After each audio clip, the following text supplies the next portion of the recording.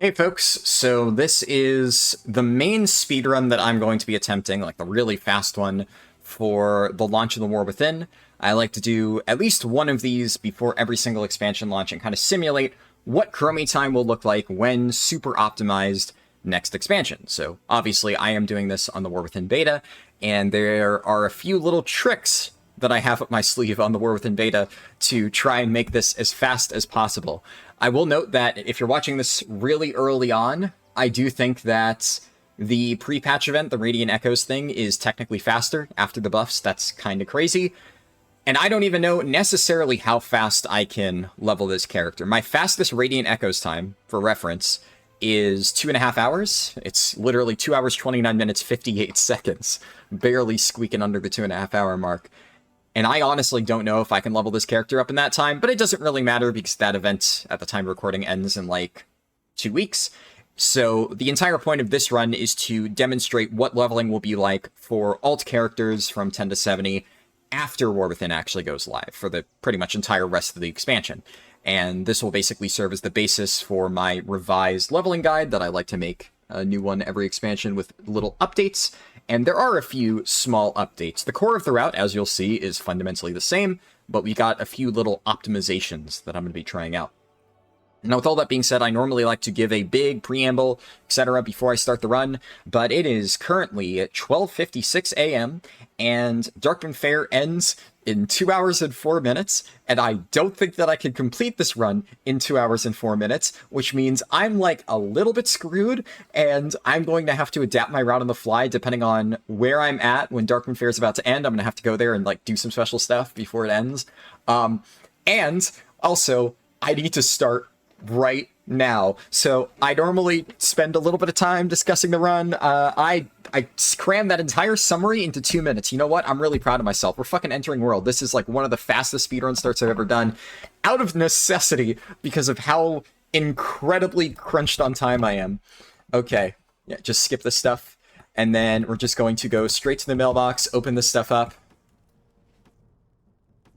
And as usual, open all bags. There's like a lot of other stuff that I'm sure people are going to leave comments and be like, oh, you could have done this thing to like make the preparation work a little bit easier. And I know, I get it. But what you need to understand is that every single time that I tell myself, this time I'm going to do this fancy thing to make the prep work a little bit easier. Fuck, okay, that, you know what? I need to actually just edit mode switch. This stuff I can normally do beforehand. So we're losing like however many seconds it's taking me to do this. Unfortunately, that is just something, that's a sacrifice that I needed to make. Just do that for now. I can fix the rest later. Because I am so strapped on time right now. As I said, Darkwind Fair is ending very shortly, but also I just, I have been prepping this thing up to the wire. It's not even a case of like poor time management. I feel like I've actually done a really good job managing my time. It has just been incredibly difficult to get everything done that I needed to get done in time to start this run. And, of course, I will explain that as we go. There's a lot of stuff that I'll explain as we go, and a lot of that stuff, again, I normally would have wanted to explain before the start of the run. But such is life, here we are. Okay, good. My Leatrix Plus is working. That's another thing. I didn't even have time to make sure that my Leatrix Plus settings were fine. It's one of those things you just gotta be like, I hope that I fixed it properly when the last time I used it was, whenever that was.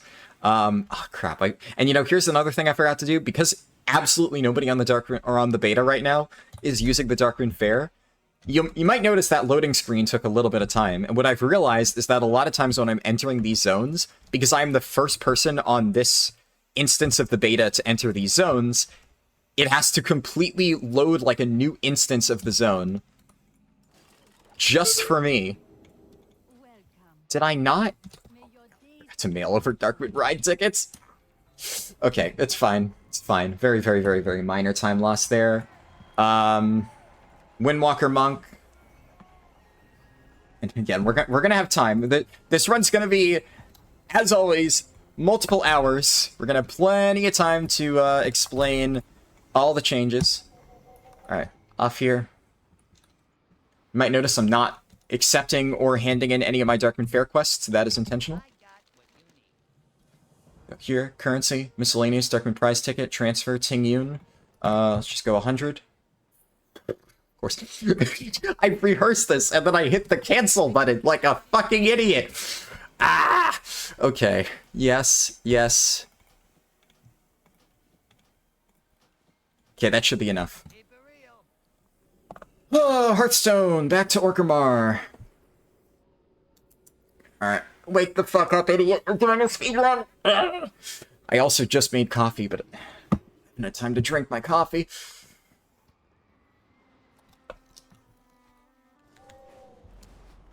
Okay.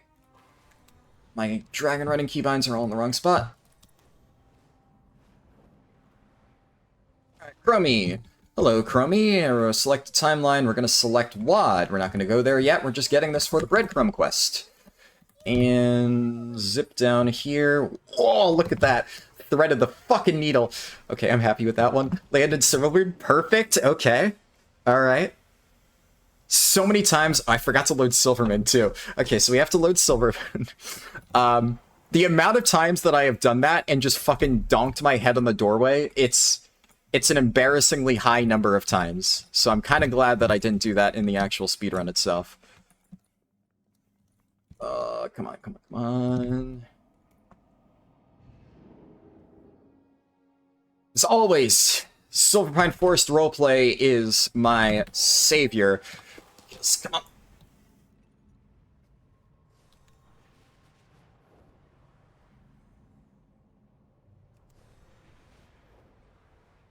As the moment I start this, where is that ogre-headed buffoon?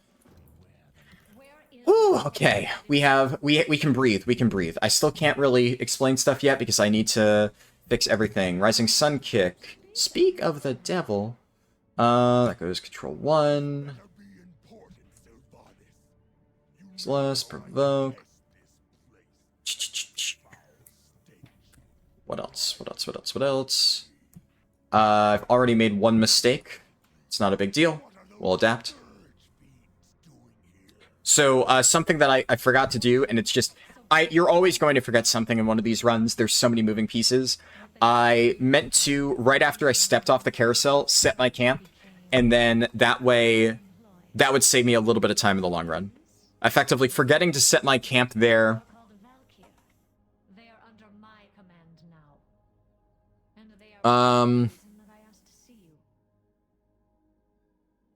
You know what? Actually...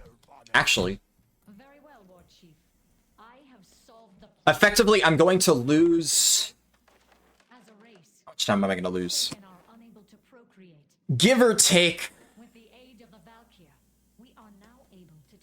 30 seconds to a minute. But by setting my camp here, there's another time when I would have to run approximately like 20 seconds. So I'm going to maybe lose like 40 seconds, but by setting my camp here as a backup strat for later in the run, I'll save 20 seconds. So in the end, it actually just shouldn't matter. I need to equip my heirlooms. I need to use draft of 10 lands. Done here. Goes against the laws of nature. Disgusting is the only word I have to describe it. Warchief, without these new Forsaken, my people would die out.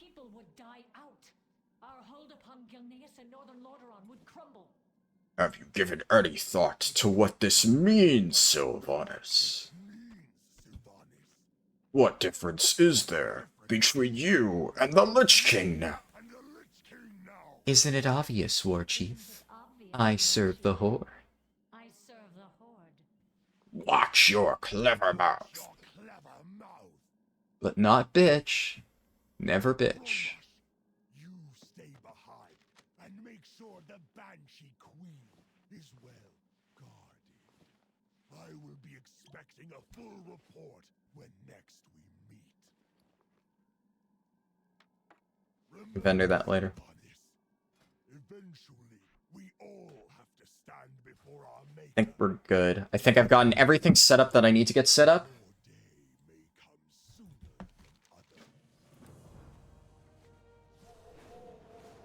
Just give me a moment to breathe. I am obviously very stressed out. There's probably certain interface settings. Did I do all that? Okay, it looks like I got most of my interface settings set up. Yeah, there's a lot of stuff that I had to, like, figure out at the last second. Oh, you know an important setting that it looks like I've forgotten to enable. Auto loot. Yeah, you know, fucking maybe I should have done that one. Okay. We're fine, we're fine. There's one thing I forgot. Swiftness potion needs to go there. Not that it matters, because it's still on cooldown. But we'll go here. And then tag. Fun fact about Crackling Jade Lightning. It's actually going to be an even better pulling tool than it is right now at max level for War Within leveling, because you get this really neat talent.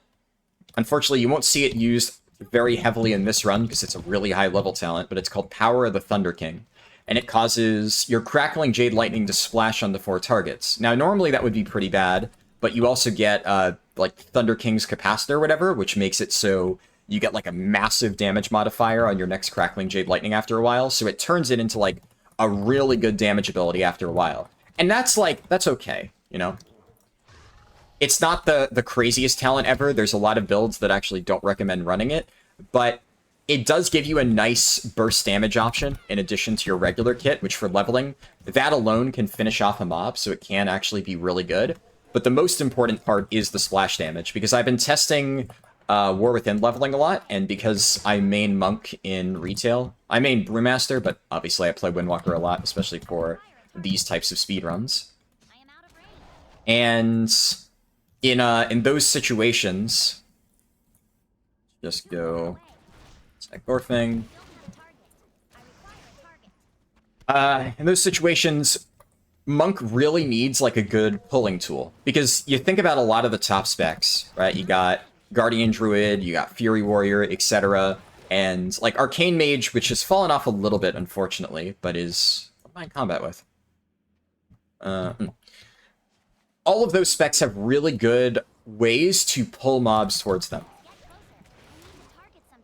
They can just press a button, round up a bunch of different mobs to easily cleave them down, and it just makes leveling a lot more efficient. And I can kind of do that right now already with Crackling Jade Lightning, but the main issue is this is 20 energy per tick. And 20 energy is a lot, so rounding up multiple mobs like you saw earlier, I was completely energy starved by the end. And that makes it not super great. Now, as we get to higher levels, there's going to be a lot of different tools that I'll get, which will increase my energy regen and make that entire process a little bit easier. But the fact that now, as long as some mobs are relatively close together, a single Crackling Jade Lightning just yanks all of them is really good. Because the worst thing in the world is just, you go to tag mobs, use Crackling Jade Lightning, and then there's a mob 2 feet away that just refuses to get in combat with you. And then you have to use another Crackling Jade Lightning to get it. So I've been playing around with that in the beta, and it feels fantastic. I love it. I'm going to be burning through a lot of vigor here, doing little bunny hops like this, but it's fine. Yeah, because we have this thing here, so I'm going to get some vigor restoration. Do this, talent point, fast feet. I'll just have to fix my bars later. So much I need to talk about in this run. Where do I start? Probably the biggest thing that I'll talk about, because, you know, you might be wondering, how is he leveling faster than I am, etc., etc. I have this buff up here, Warband Mentored Leveling. So, in War Within, the more characters that you level up to, this is the cap, 5 characters, you get 25% additional experience, even on low-level characters like 10 to 70. So, in order to get that buff, I had to level 5 different characters all the way up from 70 to 80 on the beta. And that took about as much time as you might think it does. Now, I have to do all this testing anyway. The only issue with that is normally I wouldn't mind. The problem is leveling on the beta is still very, very bugged. Release is in less than 2 weeks, by the way, from the time of recording this video. And it's still incredibly bugged, has been almost consistently for the past, like, 2 months. I'm not going to rant about this too heavily in this video, but I'll be completely honest. War Within is shaping up to be a bit of a disaster on launch. I hope I'm wrong. I really hope I'm wrong. I was initially very excited for this expansion when it first got announced, but the more that I tested on the beta and the more that I see from Blizzard, things just really aren't looking good. So I'm going to still play the game. I'm going to still cover things as I normally do and try to have as much fun with it as possible, but I am very, very, very, very, very worried about the current state of the beta. And one of the biggest issues is that testing campaign leveling is just basically impossible. Every other week, there is a different quest that is just fundamentally broken. It does not work. And there's a new one this week that prevents you from getting past, like, the level 73 campaign. It's just hard bricked. You can't unlock anything afterwards. You're just screwed, right? Can't do anything. That's what I wanted. So, unfortunately, all of these characters that I had to level up to 80, I had to do so... okay, I got a message on Discord, so I was checking.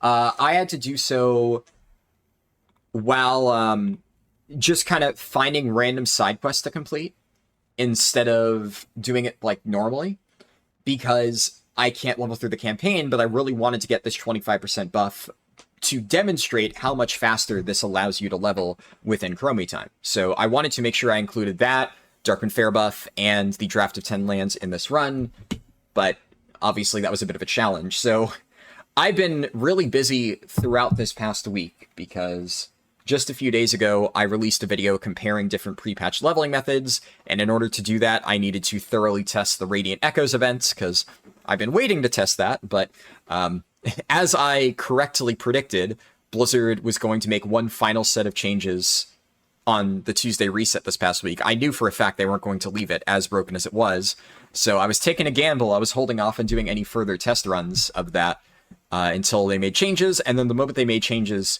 super late at night, I hopped on, I started doing testing. I did testing for like late at night on Tuesday, all of Wednesday, and I was hoping to have the video posted by Thursday, but there were just other things that I needed to do. I raid still in Cataclysm Classic, so that took up some of my time. And why am I getting another update? Recording speedrun right now. Talk later. God, I lost my train of thought. Yeah, so basically I was super busy during the week. I finally managed to get my video out on Friday. It ended up being like about 10 minutes longer than I initially thought when I got the first rough draft of my script done. So editing took a lot longer. And then it wasn't until like late on Friday, which, you know, effectively a day ago, so literally late here, that I finally completed that. And I still, at that point, only had 2 characters at level 70 that I could use for the percent buff. So I only had 10% on that 25% experience buff. And I wanted to make sure that I had the highest buff possible to get the best possible advantage for this run, you know, to simulate for War Within. Because otherwise, if I'm doing this run without the 25% buff, well then, you know, what's the point, right? Because then I'm just going to have to come back and do it later on after the launch of the War Within again, so this wouldn't really work super well as a sample speedrun for my leveling guide, which is kind of the entire idea. And yeah, it would just be effectively it'd be wasting my time doing this. So I had to get 3 more characters leveled up in the span of effectively 24 hours. Because I posted my video just about like 26 hours ago from current time. And the other issue is I had a few different characters on the beta that I had partially leveled. And because the campaign has been so consistently broken, there were multiple different times where I started a stream on Twitch to, you know, showcase some campaign leveling, only to realize midway through the stream that a different quest in the campaign was now bugged this week. Then I just had to stop the run, and I did something else on stream. So I had 2 different leftover characters midway through the campaign, and I was like, well, I don't exactly want to finish these runs on my own time, like off stream, when I started them on stream, because then like people are going to ask me constantly, hey, whatever happened to that Arcane Mage run that you started last week? Did you ever finish that? And I'd have to be like, oh, yeah, I did it on my own time. It's not going to be a video, sorry. And I know a lot of people would be bummed out about that. So, went ahead, pretty much at midnight started a stream on Twitch. Leveled 2 of those characters that I had gotten started and not finished. This is a good Gunshoes opportunity. Gunshoes aren't super useful in the route anymore, but they're definitely not worthless either. There are situations like that where I don't want to waste my Dragon Riding Vigor looking for where these mobs are. So that works out well.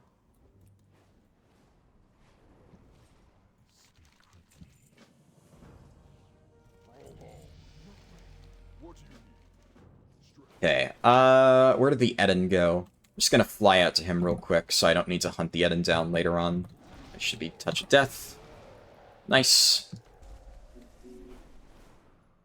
And I need to stack that buff.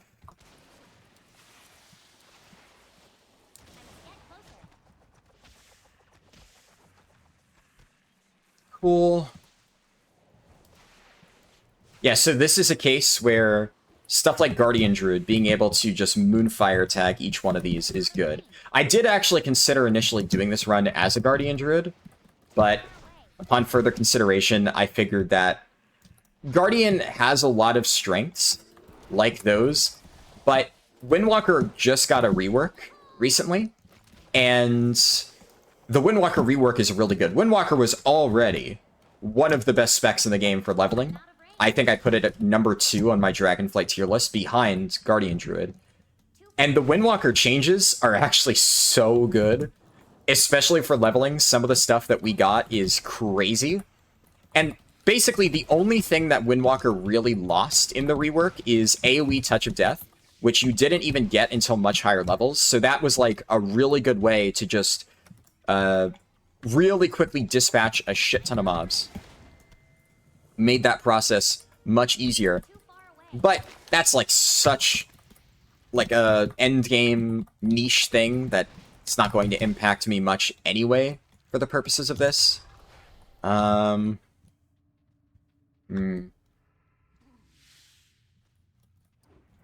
shit. Wow.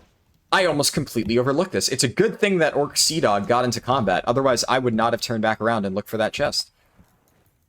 That is not a location I see up very often. In fact, I actually don't think I've ever encountered that spawn location in a run. Nice.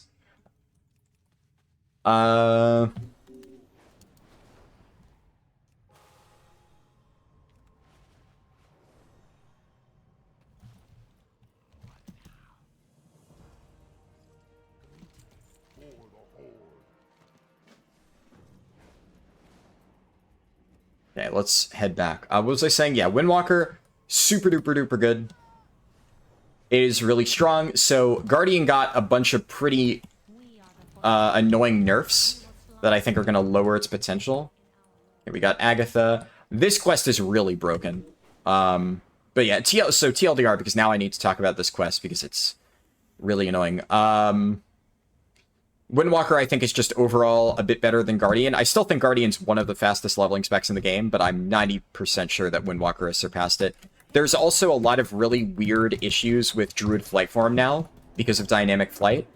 And that, I think, heavily hinders Guardian's ability to level up quickly. Okay, so the biggest issue with this quest now, Agatha, for whatever reason, her scaling in the pre-patch or whatever is terrible. She takes so much damage. She also, for whatever reason, has an insane amount of threat. So a lot of times mobs will just lock onto her no matter how much damage you do, and that combined with the fact that she dies super quickly is very bad.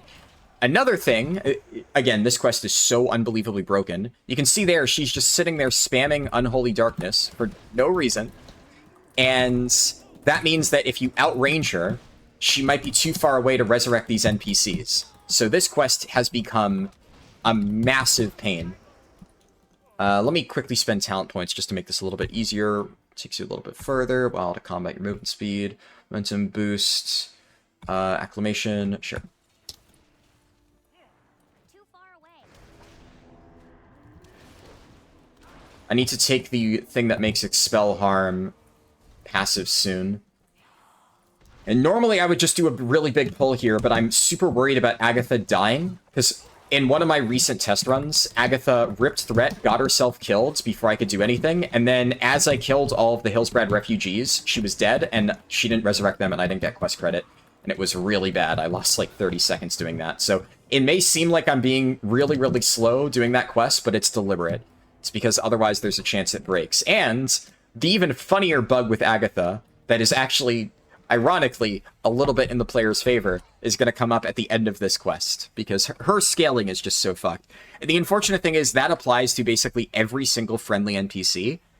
I'm pretty sure what happened is that Blizzard did some like health tuning for mobs out in the world in Chromie Time, probably to adjust for like minor player scaling things that they've done. And it seems they only adjusted for enemies. At no point did they remember to adjust for any friendly NPC whatsoever, because every single one that you encounter, so like Lord Godfrey later on in Silverpine, the guy like Dumbass in Hillsbrad Foothills, that's his actual name. Don't, you know, that's the NPC. They all have no health, and if they ever get into combat with anything, they just fall over. And the weirder thing is the like pathfinding bug stuff, like Agatha spam casting that one ability. I've noticed that not Lord Godfrey himself, but one of the two NPCs that goes along with him randomly just bugs out and sits there and does nothing. I genuinely don't understand what they broke so badly about friendly NPC stuff, but look at this. Agatha dies. Agatha dies during the scripted roleplay event because she's scripted to fly through these mobs and take a set amount of damage, but because they didn't update her health, she now just falls over dead, and there's nothing you could do about it. But the irony of this is this may seem really bad, right? But it's actually a time save, because now I can just get on my dragon riding mount and fly to shore, and I don't need to wait on that super long roleplay flight that slowly carries me back to Sylvanas. So it seems really bad, and frankly, it is kind of bad that that's happening. That should not be happening, Blizzard. Come on. But it actually is a time save in a crazy roundabout way, which I find hilarious. What's my next talent point? Definitely Combat Wisdom.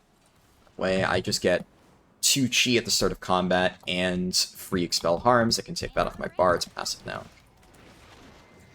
I should also note that I'll probably, like, as I go, try to take time to explain a few things that I'm doing with Windwalker, but I've played Windwalker in countless different speedruns, so this is not, like, a new spec for me. I am, like, pretty familiar with a lot of the things I'm picking. One of the main changes from Windwalker now compared to in some past X packs is haste is actually now your best stat. Haste used to be terrible for Windwalker, and with the changes that they made to certain abilities, it now does so much for you, because it boosts the rate at which you use Fist of Fury, which is generally one of your top damage abilities, and it just increases Fist of Fury's damage.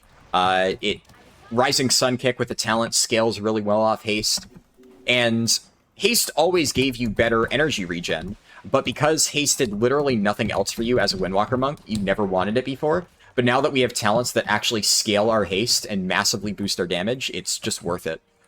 Okay, I want to run over here. I still need to loot a few more of these things. Shit. Let me just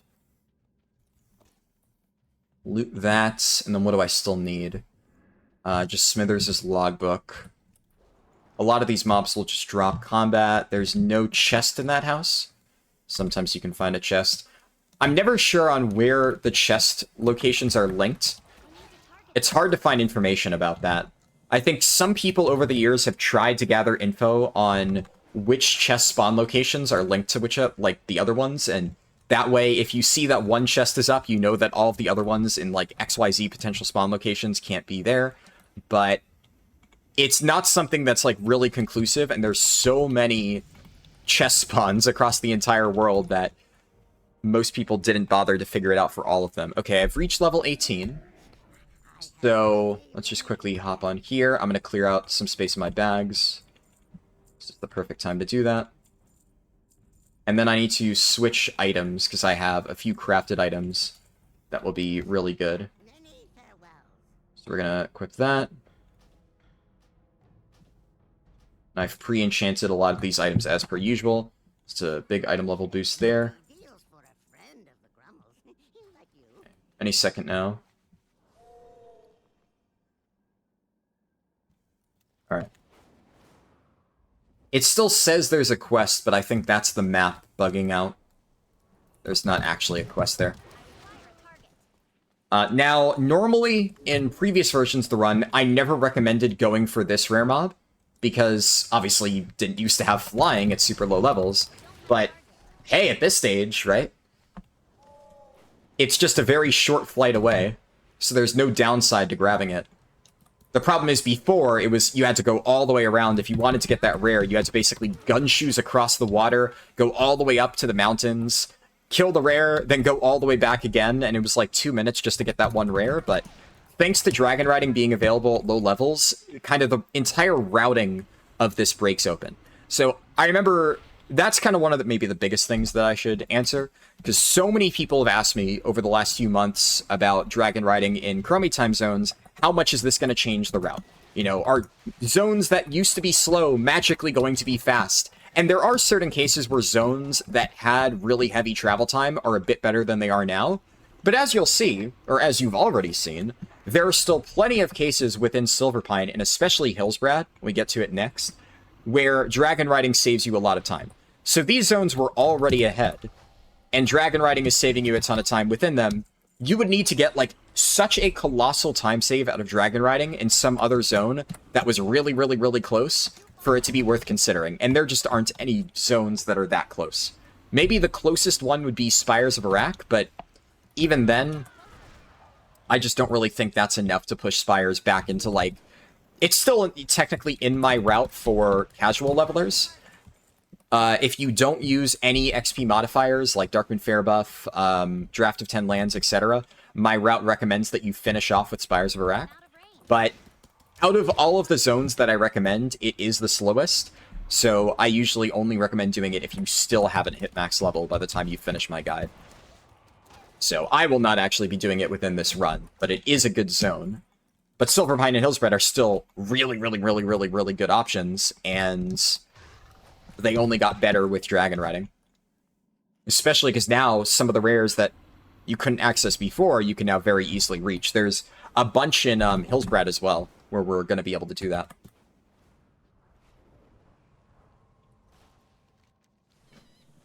We can hop in here. Drink some coffee. But yeah, effectively, the existing routes, they just got faster. And while, of course, in this video, I'm only doing a Horde speedrun, I have already done multiple Alliance testing speedruns.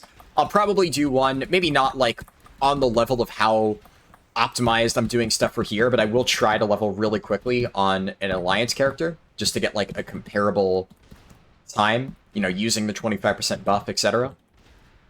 Obviously, I won't have Darkmoon Fair, but such is life. And for Alliance, they actually save more time in their existing route thanks to Dragon Riding than Horde does. Because Duskwood and Loch Modan were both zones that were much more spread out than like Silverpine and Hillsbrad. And having the ability to now just zip around those zones with very little downtime is extremely good. Holy shit. Another chest right along the route. Now, I am on beta, so you might be like, oh, why is it such a big deal to find a chest? But there are so many chest spawn locations that are often like a random corner that's hard to find, to the point where it's not really worth it to grab them. So being able to get a chest that's right along the path is really good. Also, I'm not going to turn in these quests just yet.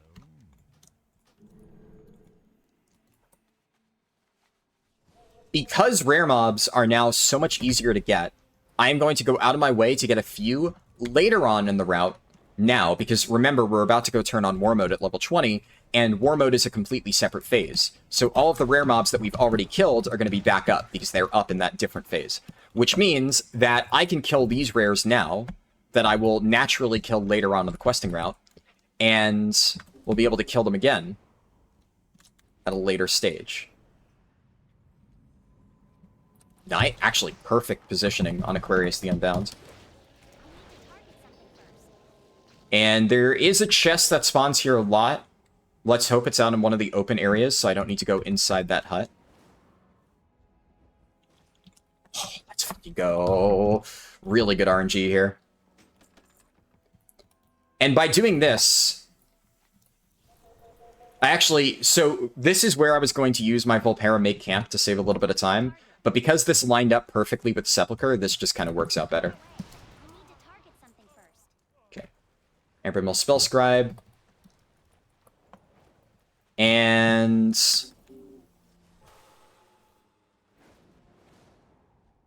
need to make sure I'm conserving my vigor because I'm almost out. We need Corpse Feeder and Aphritis.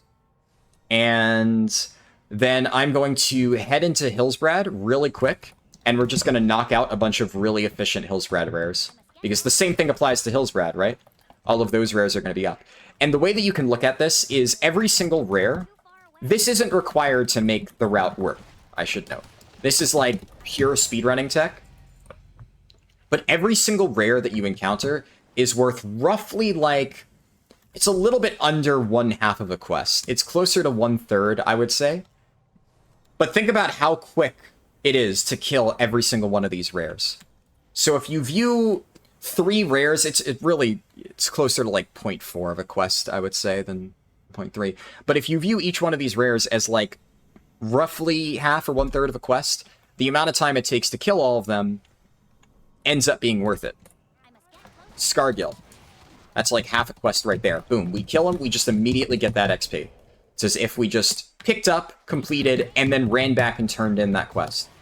Technically, you would need another one, but then we can go over to this island here and get Dustwing. Useful Pararacial.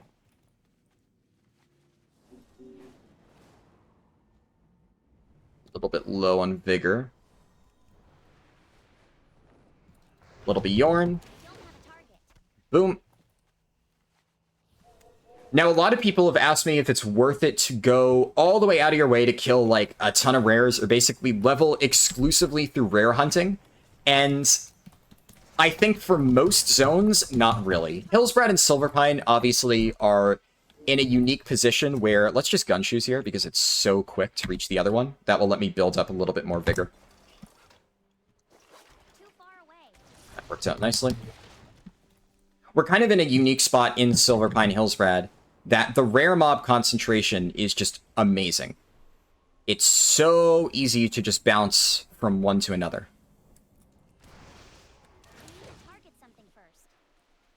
Let's do this. This one's a little bit annoying. In fact, actually, I don't want to fight these mobs, so I'm just going to kind of peace out. And that way we can just run over to Robark. Still got to wait on my vigor to recharge anyway, so it's fine.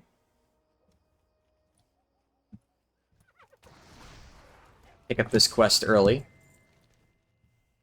Gonna have to do this anyway, so we're not going to complete this quest now, but any progress that we get now, I'm going to be doing that later anyway. A lot of times a chest spawns in this area. Let's just double check. So that would still be a really good chunk of XP. Then, where do I want to go next? We want to make a continuous circuit. Check for chests here. There is one. Let's go. We're going to be able to... On in combat. Nice. Okay. And a chest is a little bit more than a quest. It's like... Yeah, it's roughly one quest. Lopex. Okay, and I want to actually switch flight styles real quick. This is really good when you're super burnt out in vigor. And actually, because I'm doing that, instead of switching flight styles, I can actually do that. I forgot to set that up earlier. I wasn't sure if I would need it. But that's some tech. The otherworldly Audic doesn't consume... yeah, so let's just switch now, and I can demonstrate that. So otherworldly Audic is just set to standard flight. Oh. Oh, because I haven't unlocked the better one yet. Okay, that's fine. Yeah, now I remember why I didn't do it, because it only works at level 30 plus, because regular standard flight still doesn't unlock until 30. There's some weird stuff there. Nice. Good spot for this turtle rare to be.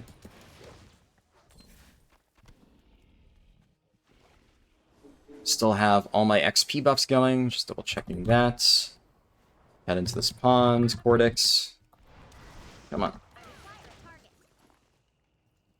And...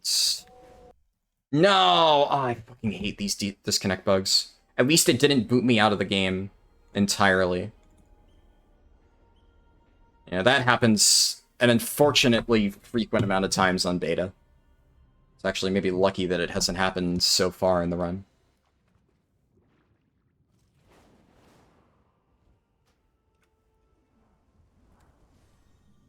Oh, and I'm getting the fucking dragon riding bug. It's really hard to see just by watching. I need to dismount and remount. A lot of times, I don't know what causes it, but your dragon riding mount will, like, wobble, and it just doesn't respond to your controls. It just, like, in midair, it kind of, like, you tell it to go down, and it basically randomly pitches forward. It is so hard to describe what is actually happening, but like, when it happens to you in-game, you 100% recognize immediately, oh, this is fucked. And it's really frustrating. Nice, good spawn point and grab a Slipknot. There are a few chest spawn locations here, but most of them are deep inside the building, so if it's not in the blacksmith, then... there we go. Oh my god, I didn't see that little thing. I'll just die. Die. Nice. I have a little bit of vigor. I need to be very careful, and I also need to get ground skimming to regen as much vigor as possible. And this is another one of those cases where normally these rares are not worth going for, but... I shouldn't waste my time looting them. It's just kind of force of habit, but... it's not good.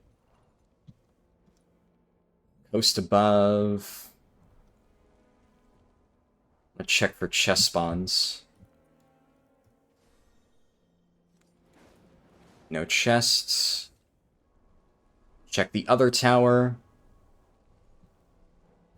No chests.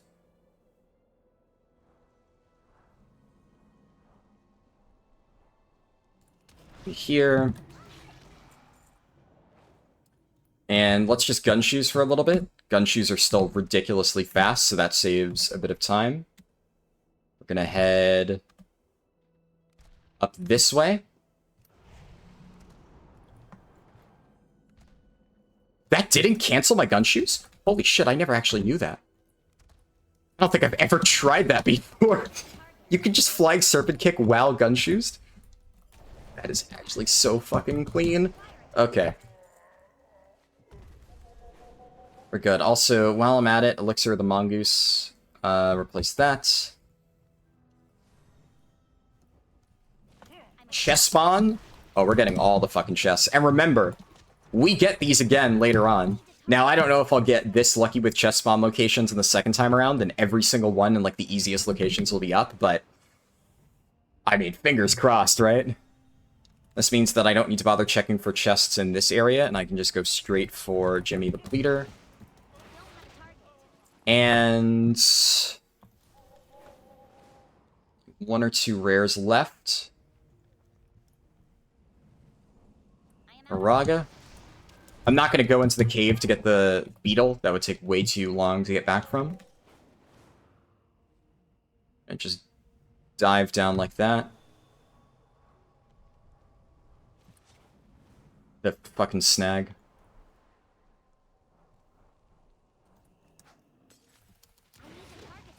Dark Prowler. And then we're going to get Indigos and check for chests in this area. This is another one where I'm fairly certain it's disconnected from other chest spawn locations. It's not in that building, it's not in any of these buildings. Those are the two most common locations.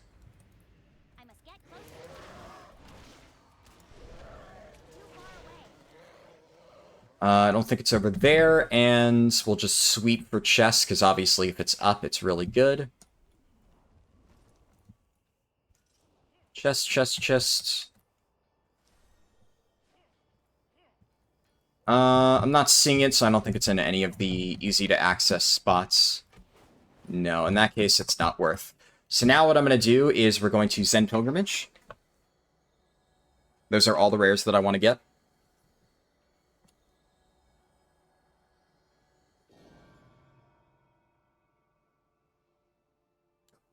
I have to load Pandaria too, of course. So, long loading screens there. I remember to load in Eastern Kingdoms, but I forgot to load in Pandaria. I think I should be able to just pick up this quest. Oh, that doesn't give experience. Alright, whatever. We go to Orgrimmar.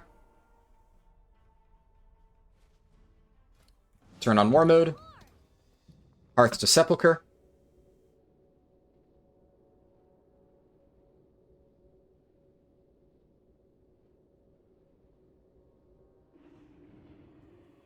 There we go.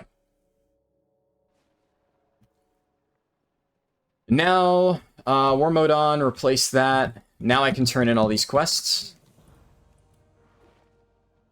We are the Forsaken. We will slaughter anyone.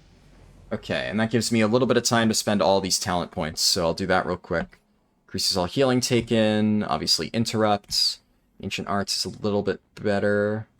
Teachings in the Monastery, Ascension, Glory of the Dawn. This is the talent I was talking about earlier. So I guess I can talk talents real quick.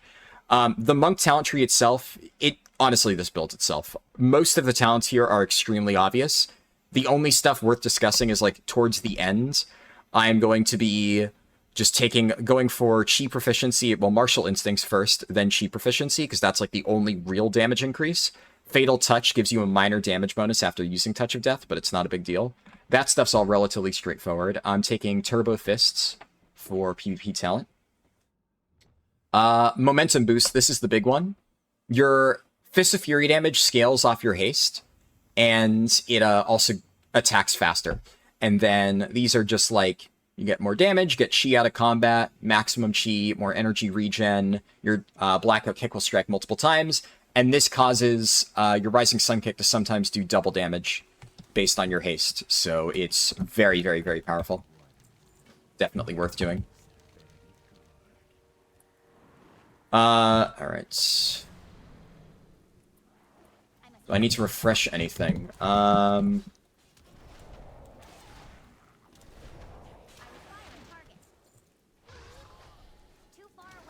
next consumables, or my next gear upgrades are at level 30.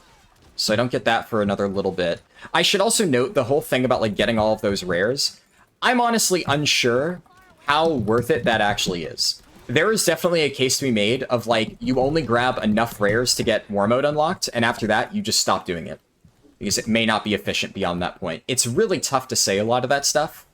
Because the reality of this type of speedrunning is there are so many factors at play for the end time that it's just really impossible for me to look back on a test run where I did or didn't do that and say, ah, yes, 100% the fact that I was 5 minutes faster is because I didn't do those rare mobs. Because, honestly, like, 5 to 15 minutes time difference is well within just human error. I can just fuck up, lose a little bit of time, like, in various points throughout the run, and end up being 15 minutes slower on, like, a really, really, really, really bad run. So I can never really definitively say that these rare mobs made or broke the run for me. A lot of times, you just kind of need to go off your gut instinct. And my gut instinct is that killing all of those rares felt like it was worth the time. Especially because I'm going to be able to get them again. It's 1000% worth it to do it up to War Mode, so you can just quickly Hearthstone back to the Sepulchre. And that, like, for this particular run, the timing on that just lined up really, really well. But I do feel like that would have been worth my time to do. Potentially after some of the initial rares, I could have dropped it. Hard to say. It's like, those quests were really fast. I got, like, an entire level and a half. And I got, what, like, 5-ish levels in the 10 or so minutes that it took me to get all of those rares. That really doesn't seem that bad to me. But again, it's so difficult to say with any level of certainty whether or not that's worth it.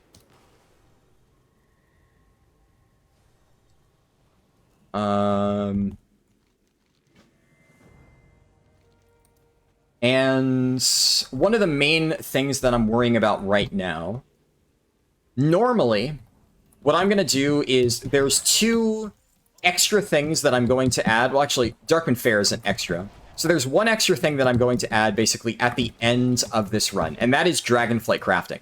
So pretty much nothing from Dragonflight is worth doing. It's the same route as always. But I have done a bit of testing, and for the amount of time that it takes to do Dragonflight crafting, you get a pretty good chunk of experience. And if I wanted to, I could do it at, like, really low levels right now. But for, like, because it doesn't really matter what level you do Dragonflight at, or the crafting stuff, it just ends up being much more effective to finish the run by doing that. And that way you get, like, level 69 to 70 just by crafting a bunch of items. It takes 45 seconds. So in my experience, you get the most bang for your buck by doing it at the end there. And normally, because I plan on doing Dragonflight crafting towards the end, whenever I abandon the questing zones and go to do those crafts, I would also turn in the Darkwind Fair items. So then I would basically want to leave at, like, level 68 and, like, a little bit of the way into level 68, roughly. And that would be the perfect time to leave if I was turning in both Dragonflight crafting and Darkwind Fair quest items. The, specifically for anyone who's not familiar, all of these things over here. So that gives good XP for the amount of time it takes to just run around and click and turn them all in. The problem is, obviously, and this is just one of those limitations of what I've got to deal with, I've been using my time over the past 48 hours incredibly wisely. There are definitely times when I've kind of, my speedrun has been fucked up because of procrastination or something, where I waited too long to do something, and I need to get them to teleport to me. It bugs out a lot of times. Come on. There we go. Because I need the Gilnean Warhounds quest. Yeah, so I've definitely, in the past, been, like, not used my time wisely in certain cases, and then, you know, I end up doing a speedrun like a bad day or something like that. But as I said earlier, I was racing to get characters leveled up for that 25% bonus. I really could not have gone any faster than I did. It was down to the wire earlier today, and I finished just like... my final run that I completed was literally like 2 hours ago. I just got my 5th character up to 80. To get that buff, and I've been trying to optimize it as much as I can. There's just not a whole lot of other stuff that I could have done to speed it up. Where's some Warhounds? Crap. Okay.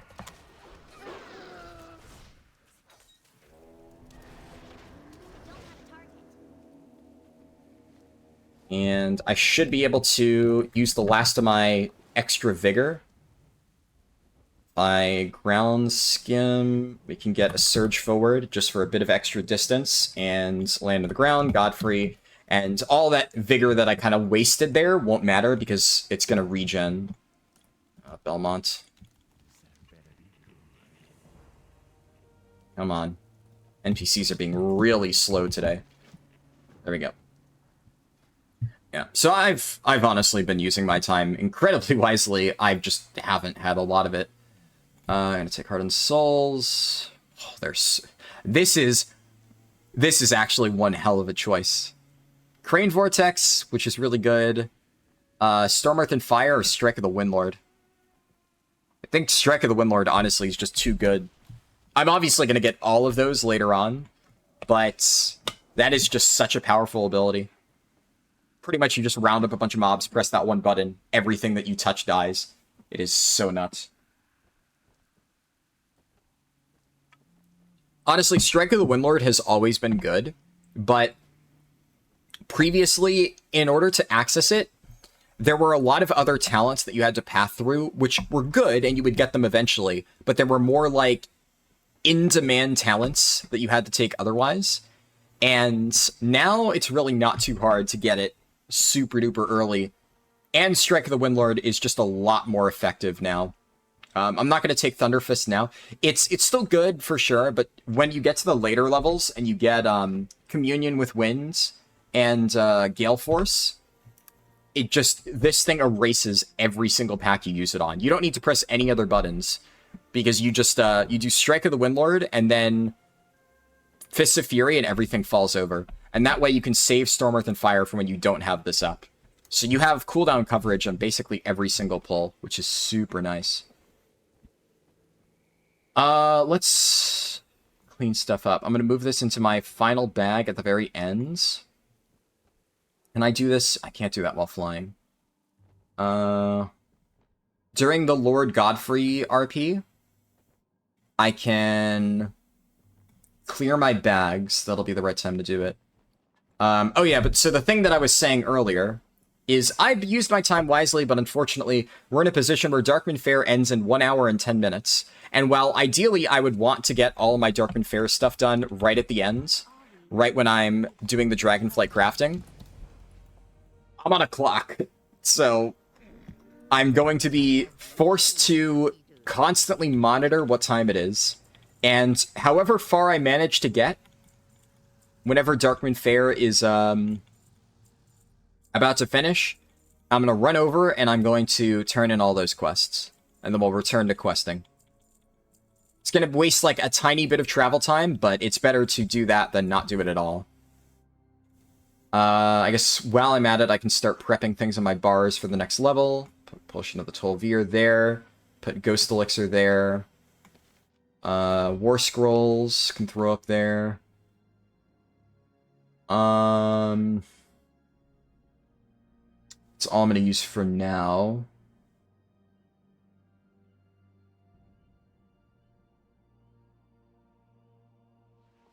Yeah, and I can move that back there now that my bags are cleared.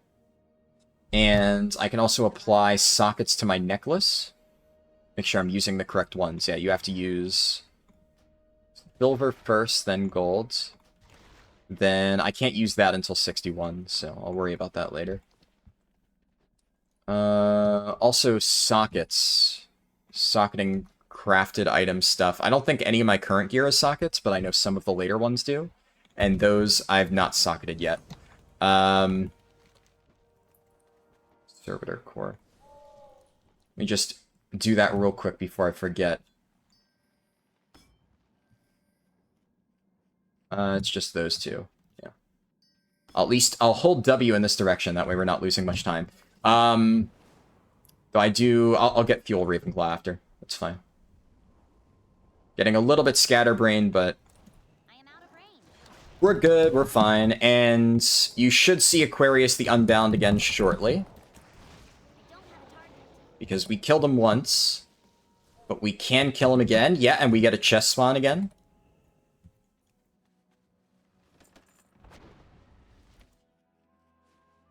There he is. The same spot that I saw him before, too.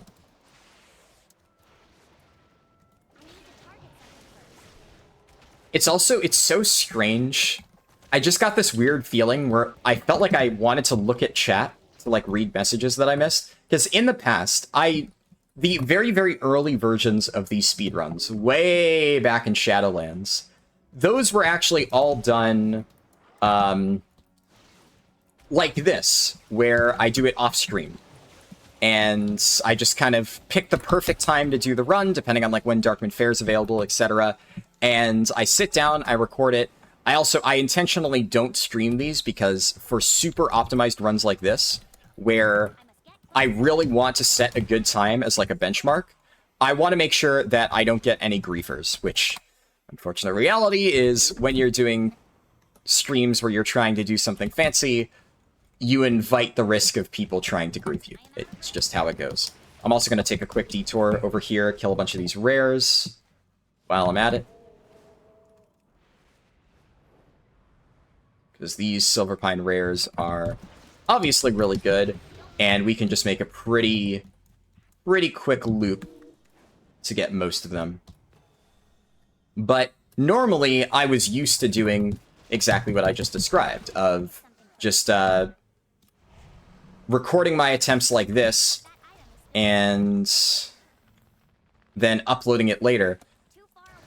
And streaming was just something that I did less often, but I've actually been streaming so much lately. Way more than I think I ever have. I've done, like, a ton of really... Oh, let's go, another chest. Love to see it. I've done a bunch of really lengthy streams back to back to back. And, I mean, on one hand, it is low-key exhausting, but it's also fun. I like it.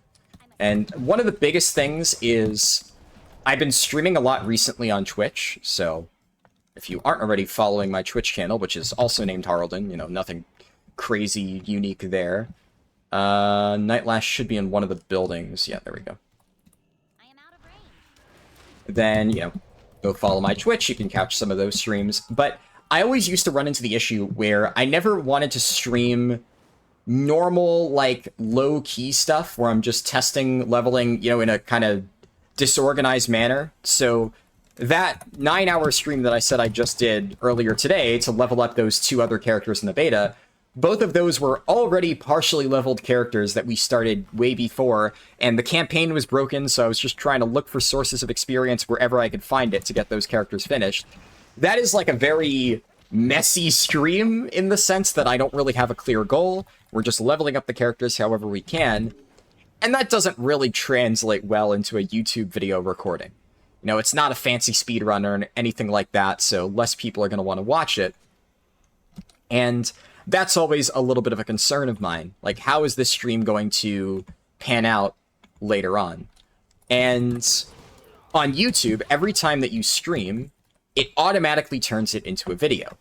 And I've noticed that if I take down my stream recordings after the fact, YouTube kind of penalizes me a little bit. Like, the algorithm is like, where the fuck did this video go? Feels like you're missing views. And then it kind of takes even more views away from you. It's really weird how the YouTube algorithm works. You never really know for sure how it functions, but a lot of times when you've messed around with YouTube long enough, you kind of get a sense for some of the quirks of it. I'm going to check for the chest just inside the mines. No shot this is up. Oh my god. I actually have godlike chest RNG in this run. Because, again, it's almost guaranteed that all chests are going to be up in the beta.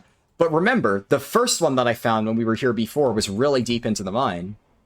And I wasn't about to run all the way into the mine to check to see if it was in that spawn location. And I'm pretty sure it is shared with these. The ones that can spawn over there. I'm just double checking, just to be safe. Oh, almost hit the building. Would have lost me a little bit of time.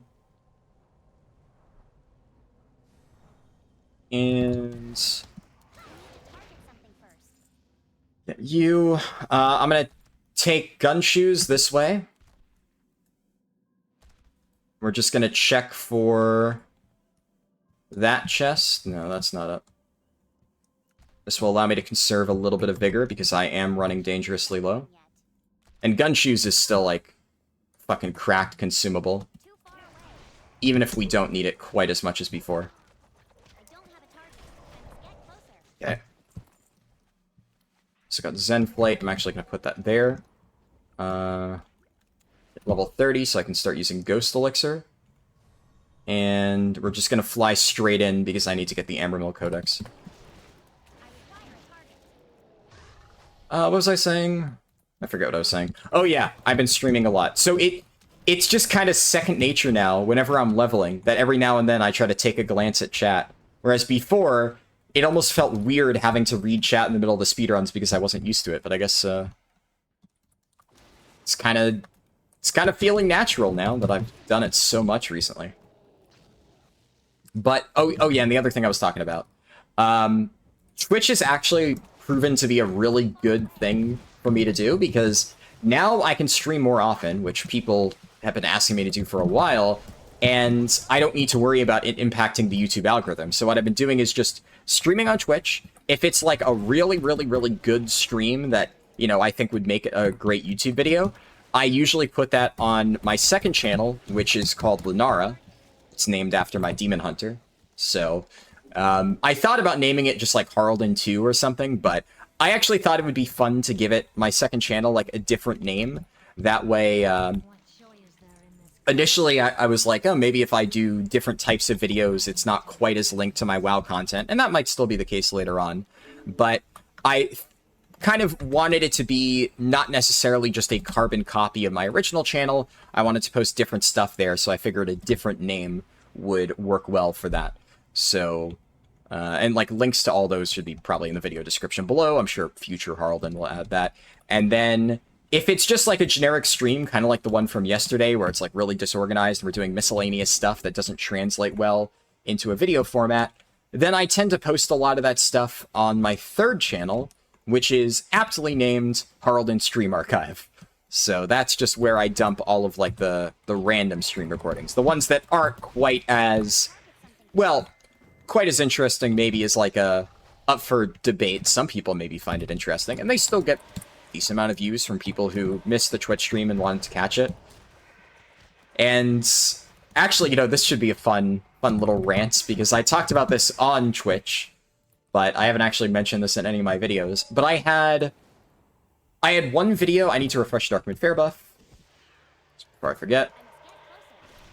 I had one video that I posted on the stream archive, which was, it was a stream clip, and I called it Dragonflight Gearing is Worse Than You Think. Or not Dragonflight, A War Within Gearing is Worse Than You Think. And I'm not going to go down into the weeds on this again, because the TLDR of this is that video actually got a lot of really, really, really nasty hate comments from people who don't normally watch my videos and had YouTube recommend this to them, and they didn't understand the context of what I was talking about. But the TLDR is that because Mythic Plus isn't available until Mythic Raid Week, and because some of the gearing sources in War Within are a little bit funky, I'm not gonna, again, explain, it would take me way too long. I have, that is why I ranted for an entire hour on my third channel about that, or rather on Twitch, and the recordings there. If you want to watch it, you can go find it. But I talk about how, for people like me who care about optimizing their item level and getting as much gear as possible before Heroic Raid Week, and during Heroic Raid Week, things are going to be really, really, really, really, really annoying. It's going to be an RNG nightmare, basically. And you can watch that video if you want to find out why. But basically, I wasn't trying to make this a particularly incendiary topic, right? I wasn't trying to clickbait or anything. It's just whenever I throw footage up on that stream recording channel, I just slap it with a name that I think accurately describes what I'm talking about. So I'm like, okay, what am I talking about in this particular stream? Talking about the issues with War Within gearing. I was leveling up a character through the pre-patch event and testing that, but the main thing that I was talking about as I leveled was the issues with War Within gearing, so that's what I named it. But then this stream recording channel, which like most of those videos get anywhere from like 100 to 750 views. It's not meant to get a lot of views. It's just meant to be there for people who miss the stream. YouTube randomly like recommended it to a shit ton of people, and that one clip has like 2,000 views or something. And it reached a bunch of people who don't watch my, stream recording clips for that. And then they got like really, really, really, really mad. And the other thing is, a lot of people are like, this doesn't apply to like 90% of players. You're just trying to like whip players into a frenzy over nothing. And it's like, no. Well, you're correct. It doesn't apply to 90% of players, but it applies to me. And I wasn't trying to whip anyone into a frenzy. I was just ranting about something that affects me, someone who does get cutting edge every tier and cares about my item level. And I'm just on stream rambling about this thing that I've been looking into that really bugs me. You know, you could argue maybe it shouldn't bug me as much as it does, but I like mythic rating. I like optimizing my item level, and realizing that that process is going to be a lot more tedious next expansion, yeah, it bugged me. So I rambled about it. But I did find it funny, mostly, that this one random clip on my channel where I don't bother with any, like, search engine optimization bullshit that, like, I normally have to do for YouTube videos, because that's, like, part of the job, right? I just threw the footage up there, slapped a title on it, put, like, a basic copy-paste description, like, that I use on my normal videos, and YouTube, that was enough for the algorithm to just run with it and give it, like, 10 times the views of my average stream clip. So it kind of was a little bit enlightening of, like, damn it, it really that's all it takes to get views, because that's not what I normally try to do on my channel. I normally try to do fun, you know, creative things like this speedrun. I try to spend a shit ton of time putting together really creative ideas and pulling them off, or, you know, making guides, etc., to help people out. But it is kind of funny when I look at, like, the fact that all it took for the algorithm to push my video is a really, really, really controversial title. And frankly, it doesn't even matter if it's, like, I mentioned a lot of people were really angry and I got a shit ton of hate comments. But at the end of the day, if you're somebody who is abusing that fact and is trying to just get as many views as possible, who gives a shit? The saying always goes, any publicity is good publicity. Now, obviously, that wasn't my goal, so I did, I basically wrote, like, a very long comment and pinned it and, like, explained the situation and was like, hey, for people finding this video and being, like, upset about it, just so you know, here's the context for it. Wasn't trying to piss anybody off, but think about it from, let's say you're like a small YouTuber and that happens to you accidentally, and I'm not in a position where I feel like I need to try and farm rage clicks to get views. I do perfectly fine on my own. But let's say your channel is struggling to gain traction and you have that situation happen to you, and your most viewed video of all time, let's say, is some random clip with a slightly controversial name that the YouTube algorithm decided to just recommend to you, or recommend to everybody. And then, do you really think it's any wonder why there are so many effectively hate farm channels out there where their entire subsistence is making super duper clickbaity titles of, this is the worst thing ever, oh my god, the war within is doomed, and that is all they do? Well, guess what? It doesn't matter if people hate that. It gets clicks. So many people, like, will just click on that. And the funniest thing is, because obviously, and I know some people have varying opinions on this, I stand by the fact that, you know, fuck it, it's just what you should do. A lot of the really, really, really angry comments that said, like, absolutely, well, really mean things, for lack of, I'm too tired to think of, like, creative words, said some really mean things to me about it, and in that case, incorrectly assuming my intentions with that video, I deleted those comments, right? It's my third channel. I don't have the time to sit here and moderate all that shit, which is why I wrote the very lengthy post there to basically explain, hey, look, I know a lot of people are accusing me of XYZ. This is just an out-of-context stream clip. Sorry that it bothered you. That wasn't the intention. But some people were really fucking mean about it. That's how YouTube comments can be. And I deleted those comments. And literally a day after the fact, some dude came back to my video just to call me like a piece of shit for deleting his comment. He hated my video so much that he left an angry comment on it. And then he checked back days later to see if I had responded to his angry comment, and then left another comment getting mad at me for deleting it. And guess what? Angry comments still boost engagement on videos, right? So this dude is so pissed off about my video, he hates it so much that he is unintentionally trying to promote it in the YouTube algorithm. That is why people do this shit. That is why it works. Basically, TLDR, don't feed the trolls. If you see a YouTube video that really pisses you off, that is doing this, obviously intentionally trying to click farm, trying to make you angry, when you click on that video and you leave that angry comment and tell them, you are a disgusting piece of trash, I hope you delete your entire channel, you know, trying to rage bait people, blah, blah, blah, blah, blah, stuff like that, all you are doing is giving those people more exposure. Your comment could get like 20 fucking likes, everybody else in the comment section can agree with you, guess what? That YouTuber is laughing all the way to the fucking bank because that is their goal.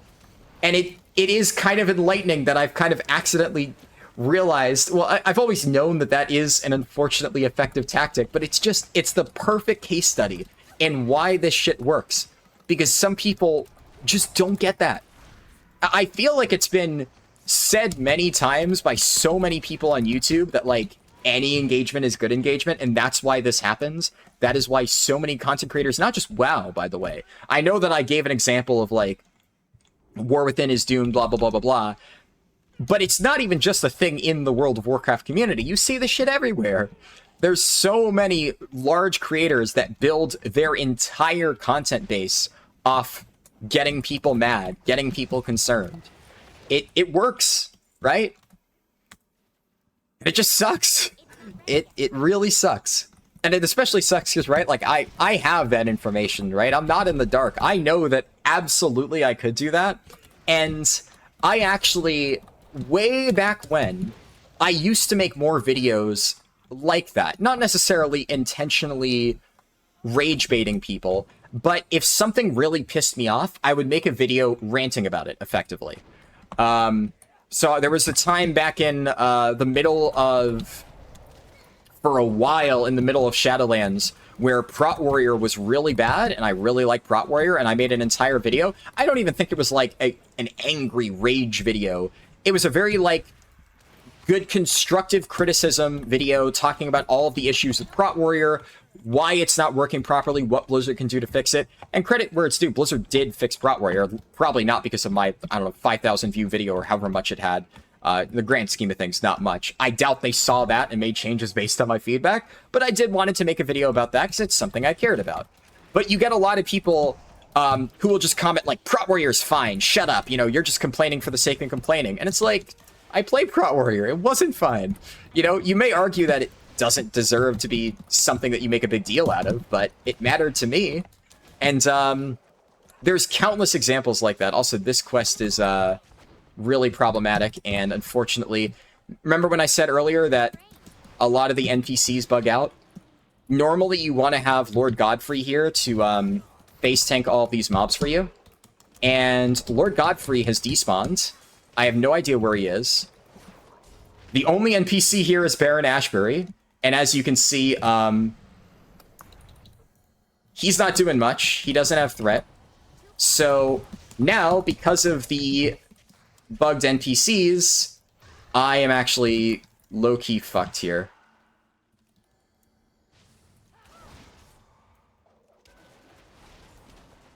I'm gonna have to heavily rely on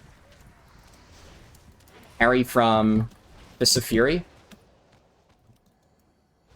And yeah, a lot of quests like this where these mobs are intentionally meant to hit super hard, but that's okay because Lord Godfrey tanks the hits for you.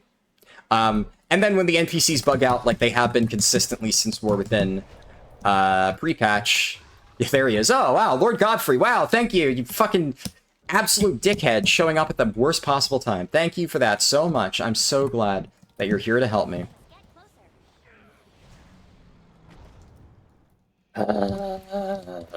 Pain. And then they also sit there with a singular mob out in Africa that I was trying to round up.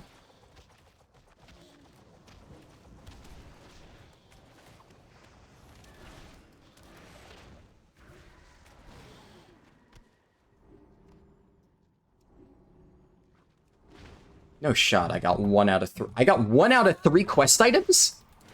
Are you kidding me? Wow, that's unlucky. I didn't... Oh my god. Okay, this is like one of the unluckiest I've ever had with this quest. Shit, I really should have picked up Storm, Earth, and Fire before starting this if I knew it was going to be so fucking slow.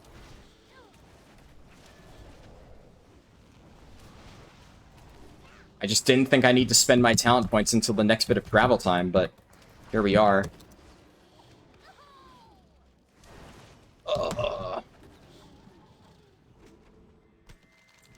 Jesus, okay, there we go.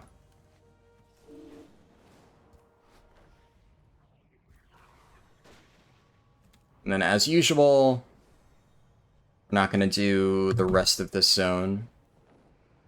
The last few quests in Silver Pine are a little bit finicky. I'm getting the dragon riding bug again. What the fuck causes this, man? It's so annoying. Where it just randomly kind of waddles in midair. Okay, I have 45 minutes. I think I can spend talents here. Sure. Vigorous Expulsion. Storm Spirit Strikes. To get ready to interact with Dumbass over here. I'm not using my scrolls. I need to do that. I equip my gear. Yep, all my gear's equipped. Okay, what do I want? What do I want? Storm Within Fire, definitely. Invoke Swen. Actually, you know what? I'd rather just have Crane Vortex Mark of the Crane than Invoke Swen. I want Invoke Swen soon, but I don't want it that badly. Actually, can I do... Yeah, I can do that. That actually speeds up the process a little bit. Leatrix plus automatic interaction. Let's get this prepped. Move that over there. Shit. Okay, that speeds it up a lot. What else, what else, what else? Put that... But there. I can't click on myself right now, so I can't rebuff. I think that's everything that I'll need. Before I forget.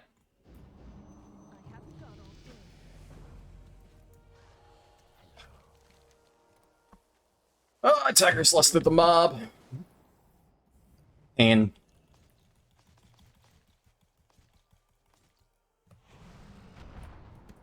to make sure I'm not killing any of the eggs, because I want to loot those. Okay.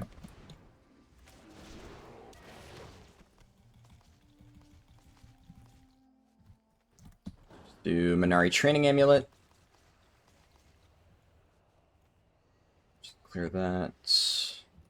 Yeah, I can't do Strike of the Windlord here, because that would one-shot all the eggs.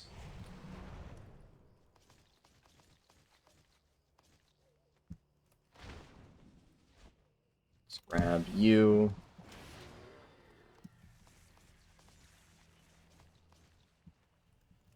I'm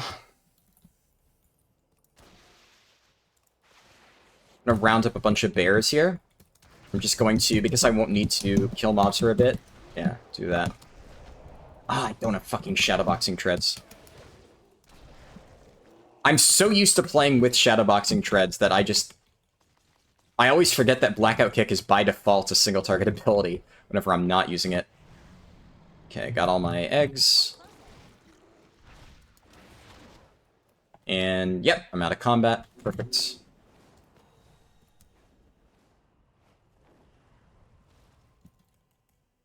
Turn this stuff in.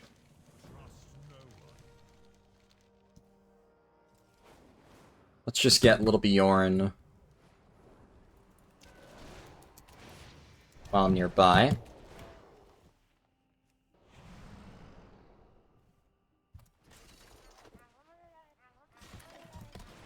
Okay, I didn't lose the spider, right? The spider should still be following me. Oh, please tell me I didn't fucking lose the spider, man. I lost the spider. How did that not follow me off the fucking cliff? I went too fast? Okay, that's annoying. And I'll just grab this, and then we'll find... Oh... Actually, it's been a while since I've actually outpaced the spider. It's this one. It's a good spot for Muckgill to be in.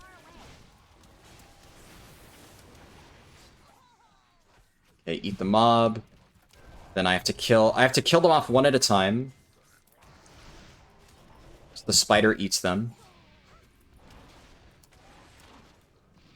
Alright. Eat spider. There we go. Okay.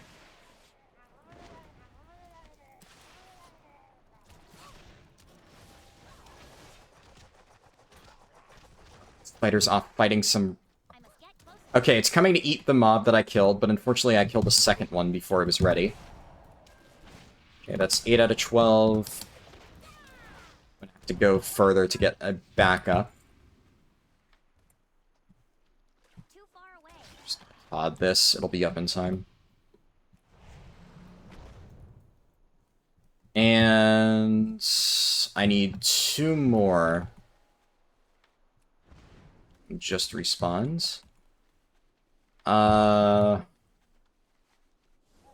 know what? I'm actually, because I don't want the spider to fall behind. Why is this? That should be working. Maybe, I think maybe the fix to Zen Flight they did before also broke the ability to just use the otherworldly Auduck. If so, that's kind of unfortunate. For anybody who doesn't know what I'm talking about, there used to be a bug, very briefly, where if you hopped onto Zen Flight in the middle of Dynamic Flight after dismounting, you could swap flying styles in midair as a monk. It was, like, really silly. So I'm glad they fixed that, but I think whatever was enabling that might have fixed the ability to just naturally use the otherworldly Auduck, which is a little bit of a shame. Still got quest credit.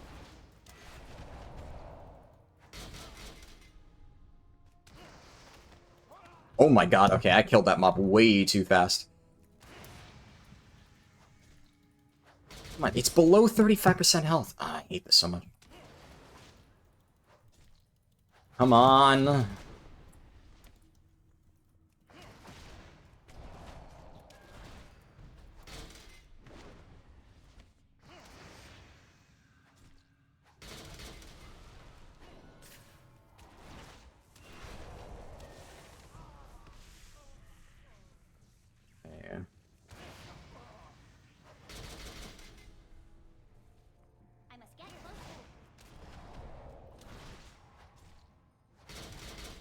Nice, that's all of them. To kill with Miasmus. That works out.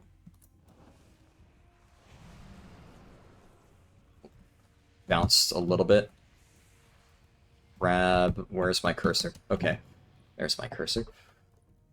Dumbass doesn't fall too far behind. We should be able to get out of here relatively quickly. I think most of the mobs won't have respawns.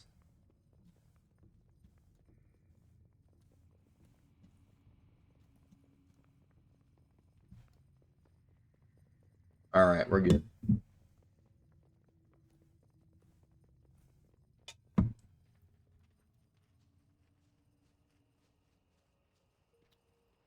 Perfect.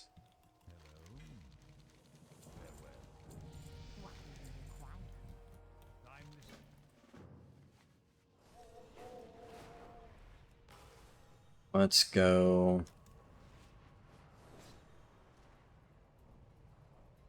this way. I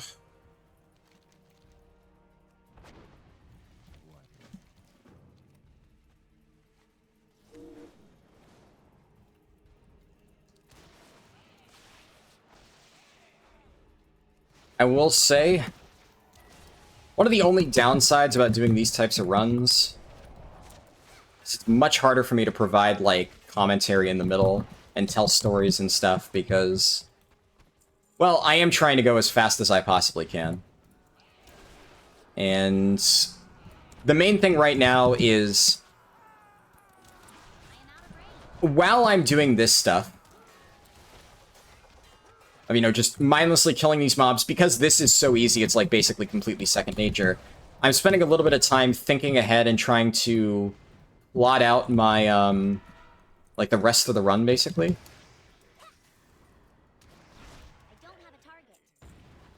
1, 2...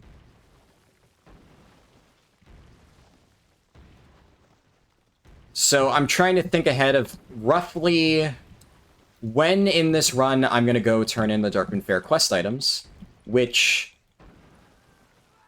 Like, basically, do I have enough time? I think I might. That's 15 out of 15. Yeah, perfect. I might be able to finish Hillsbrad and then do it. Because that would obviously be the perfect timing, right? I have to head back to Orgrimmar anyways to switch to WoD when that time comes. So it would make a lot of sense if I just do that the moment that I've completed Hillsbrad. But now I'm trying to think ahead and be like, how much longer is Hillsbrad gonna take? Because I have a little over 30 minutes. I don't think Hillsbrad's gonna take 30 minutes. God, I hate Storm Earth and Fire sometimes. Just really, really, really breaks. That's gotta be enough. Oh my god, the tree stump.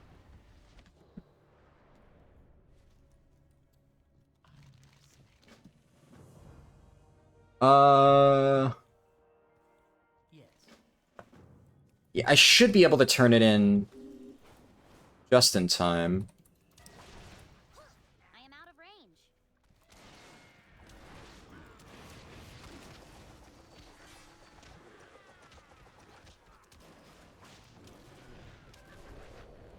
I need to target something first.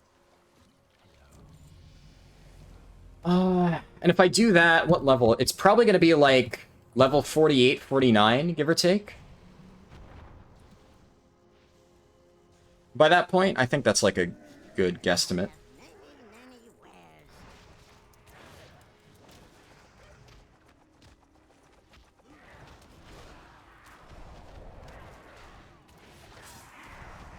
require a target. Gonna use gun shoes to stay on the ground. That way I can build up some vigor, and these NPCs bug out a little bit if you fly into this arena. So we'll do that. And then this gives me the perfect opportunity to clear my bags. I have many lucky doos. You like? So a lot of times in the middle of speedruns, I just forget to do this, so I've been trying to get better lately at proactively clearing out crap in my bags mid-run. That way, I don't, like, I'm not in the middle of a quest and suddenly it's like, inventory's full, and I go, fuck. That just slows me down a lot. We're good. Any buffs that I need to refresh? Technically, my food buff is expiring soon-ish, but I'm also going to switch food buffs shortly. I'm going to use Potion of the Tol'vir here, but I should move Unbridled Fury onto my bars for when it's ready in, like, one level. After I finish this quest, I should level up so I can swap to my level 40 consumes.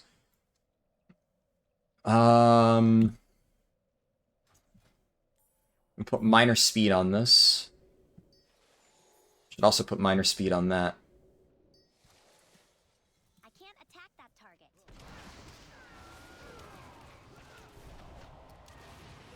That item is still recharging.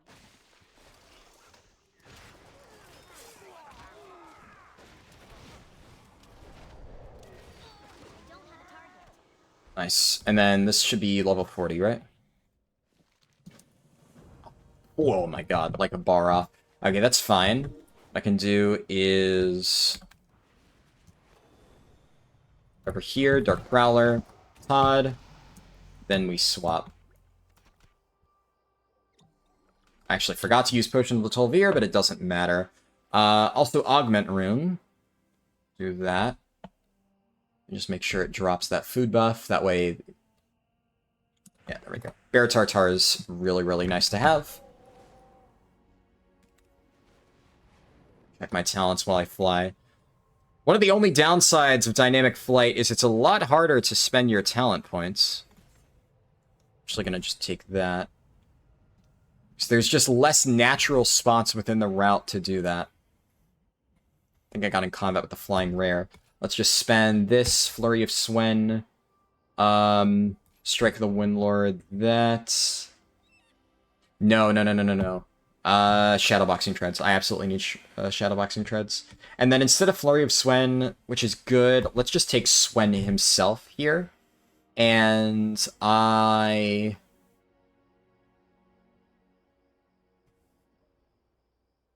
yeah, let's just go with that.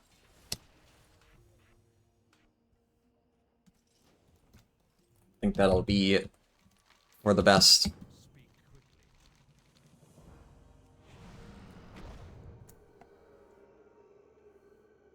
Okay.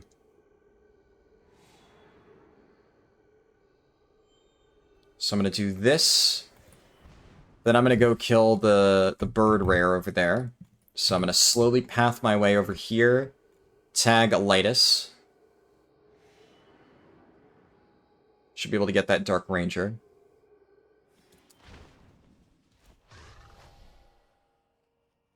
Far away, I can tag him from here. I think my channel's going to be potentially interrupted. Oh, the Dark Ranger's tanking him for me. Okay. That's actually kind of sick tech. And then last Dark Ranger.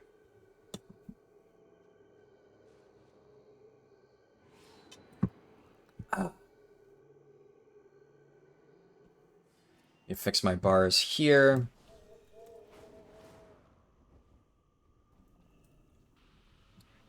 Shift G. I think everything else is good. All my keybinds are fine.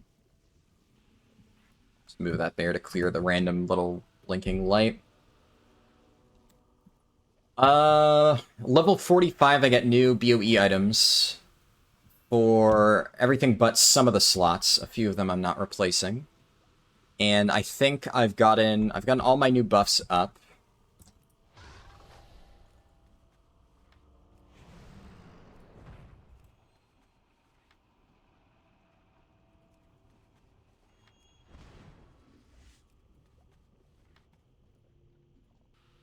What else? What else? What else?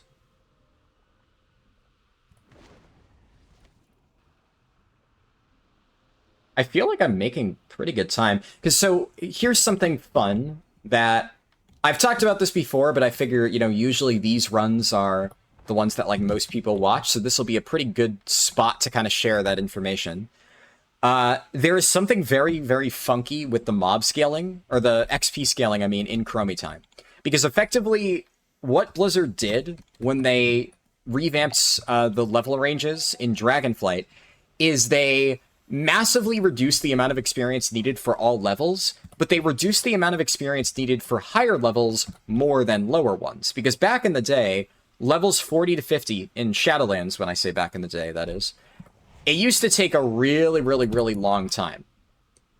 And I guess that to kind of account for that, Blizzard really, really, really, really, really heavily reduced those numbers. But kind of in a funny way, they accidentally made it so some higher levels, like level 40 to 50, or 40 to 50, I can't talk, levels 40 to 41, and this persists for every level all the way up until 50, and actually persists even further all the way up until 60 now, actually require less experience than the levels in the 30 to 40 range. It requires more experience to level from 30 to 40 than it does from 40 to 50, and even less experience from 50 to 60. It is really, really, really counterintuitive and weird, but that is just how that works. So my extra action button went away. So that on its own is really funny, right? The fact that they messed that up, like, why does it work like that? But what's even weirder is, I guess it makes logical sense, but the experience that you gain from completing quests scales up in a linear fashion.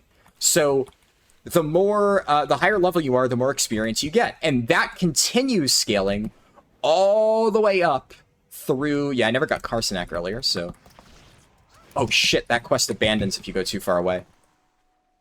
No, that's fine. We need to get Creepfest and Karsanak at some point. Might as well do it now. But yeah, so you continue getting more experience from all sources at those higher levels, despite them requiring less experience. And in case it isn't obvious where I'm going with this, that means that not only do levels 40 through 60 effectively require less experience to level up in, but all things are giving more experience total, and the end result is that leveling is significantly faster at higher levels in retail than it is at lower levels, because it requires less and you get more.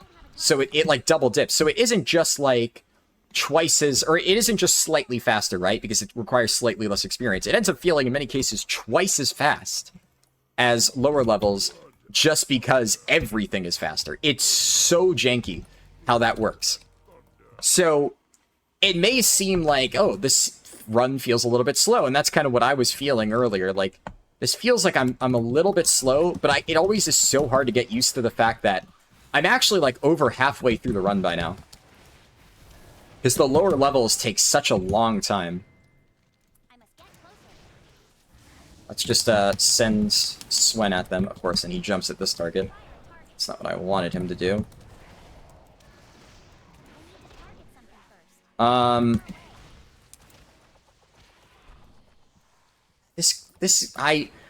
honestly don't know if this quest is worth it. I think it may just be worth skipping this one. Is this always is such a massive pain in the ass for what, 10k XP? It's the same as every single other quest, then it takes like 5 times as long to complete. Also, there's a treasure chest here. Fuck yeah. So normally I just do it anyway, but I feel like at this stage, you know, we're spoiled for choice in terms of where we get our experience. There are so many different ways that you can level outside of Hillsbrad Foothills that I feel it's better to just only do the really good stuff in Hillsbrad, especially because that is an optional quest. You don't have to finish it. Robark must be... Where is... Oh, Robark's all the way over there. Alright.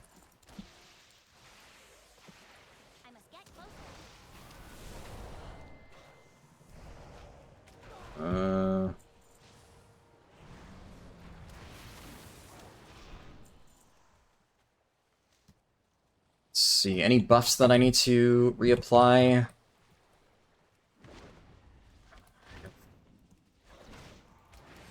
24 minutes in Darkman Fair.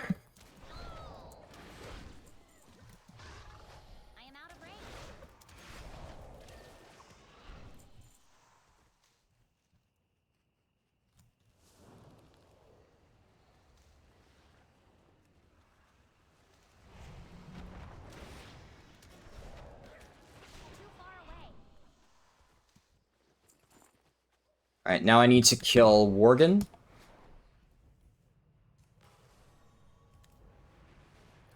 Oh, fuck. Almost hit a tree there. Actually, I panicked so much when I almost hit the tree, I actually kind of yanked my keyboard off to the side. But readjust it real quick. Nice, that was really fast.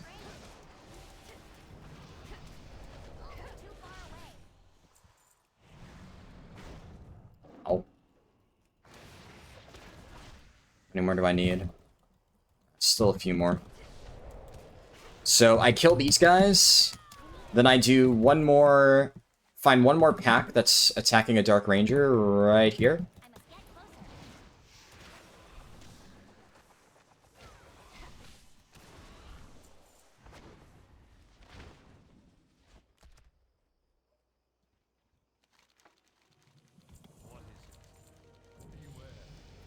Perfect. And then all I need to do is turn in Kasha will fly again. And then this will take me... Then skip cutscene. Back Dustwing is here. Let's do...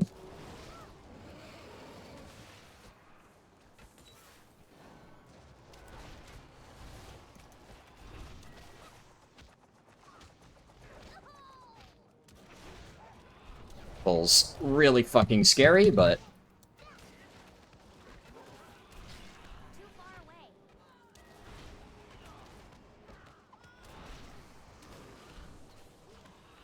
Okay. What even... I don't even know what self-heals me there so much. I think that's my Afterlife Orbs. That's doing that much. Jesus. Okay, we're good. Now it's just dwarves.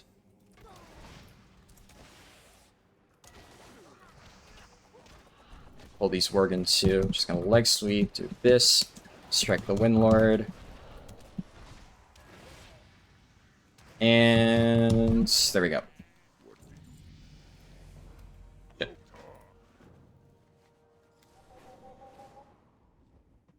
Okay, I need to be careful about this. Get Orcus into the right spot. Oh my god, that's really unlucky. I've never seen him activate that far back. Yeah. Ah, fuck off, man. Stupid shitty game. Look at how why did it, man. I deliberately went, like, I circled further out to avoid hitting the trigger point, and somehow it activated extra early. I just lost, like, fucking 10 seconds to that shit. It's whatever. Still really annoying, but it's whatever. 20 minutes to turn in Darkwind Fair buff, or turn in the Darkwind Fair stuff. I'm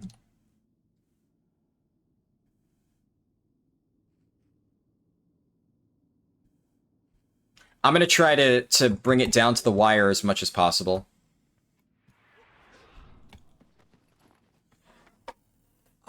I think, yeah, if I literally... I don't want to wait until any longer than the last 5 minutes. If I have 5 minutes, then even if I colossally fuck up, I'll still be able to do it all.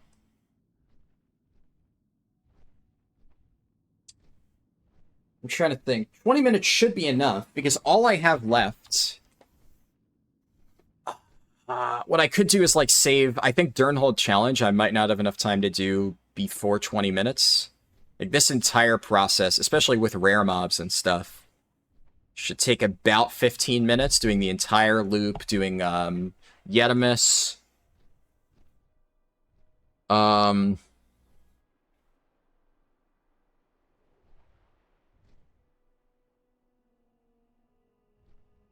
What I could do is I could get all the way up to, like, 49, as close as possible to 49, refresh my draft of 10 lands.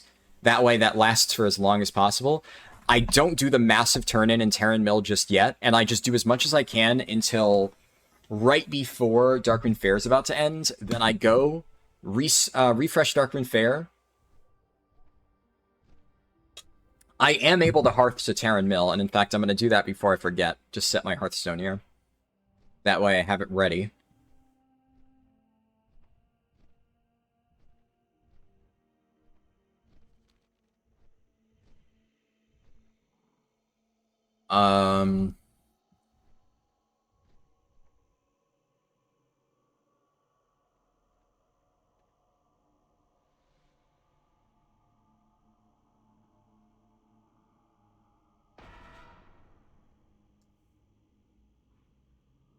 Yeah.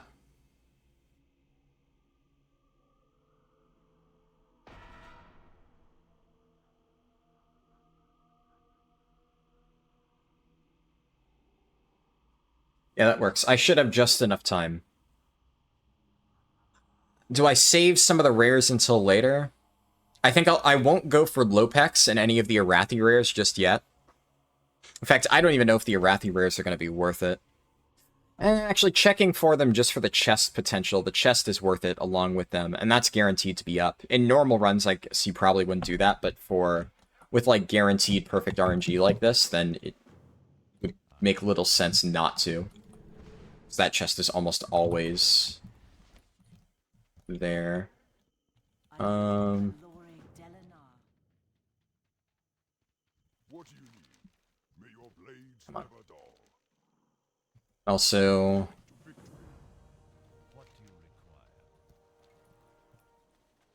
always a little bit of an awkward hop. Yeah, I hate trying to pick up these quests now. Just dismounts.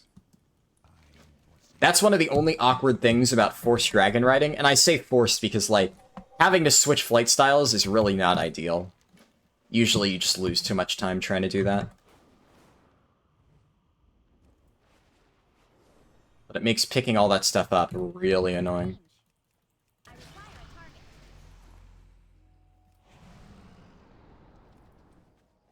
target. Okay. Let's equip this new stuff. Good spot for him to be in.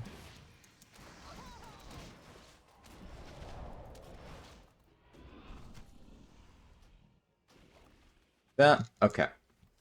My next gear upgrades aren't until level 61. But at level 61, I get a bunch of really, really good pieces of gear. And that's maybe something that I forgot to mention that's, like, kind of nice is... Well, actually not really that nice. Unfortunately, heirloom scaling is really, really bad right now. To the point where it's actually just not scaling correctly.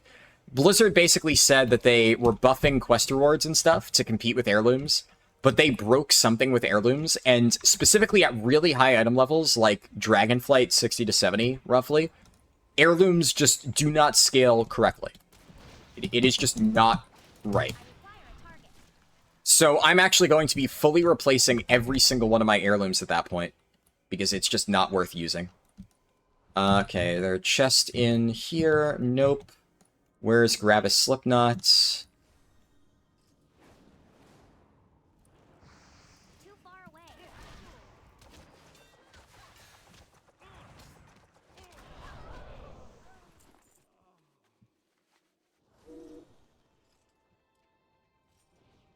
Okay, is that chest up? Nope, that chest is not up. My vigor is going to be rough here.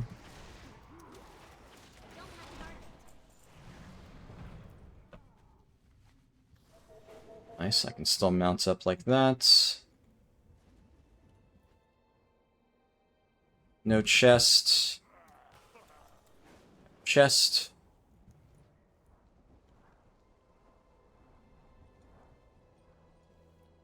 No chest.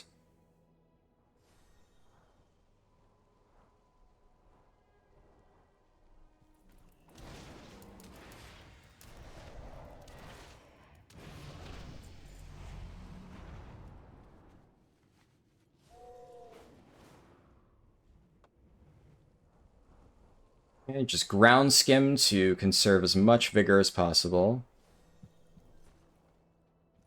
Chest. Nice. Target something first.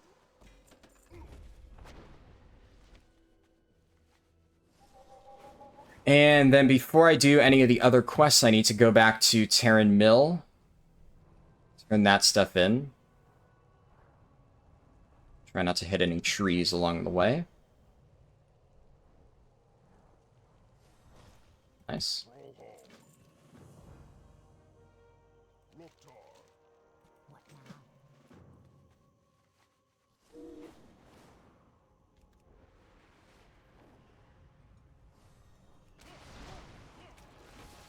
Okay, and now we just need to do all of these quests.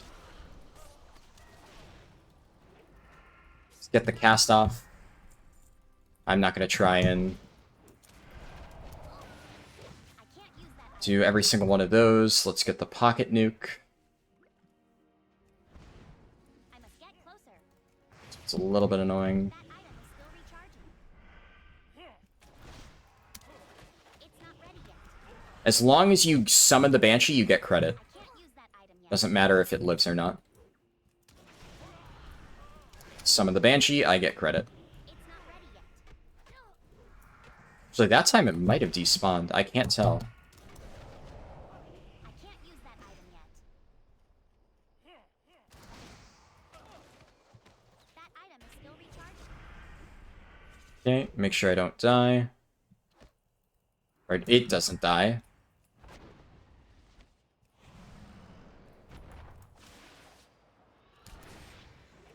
Don't have a target. Okay. Random Tiger Palm crit. Sure. It's not ready yet. Jesus. That gives me credit, right? Okay, yeah. Oh, yeah. 12 minutes. 12 minutes, and I also need to make sure that I don't fuck up my Captain Iceheart over there. There's no chest here.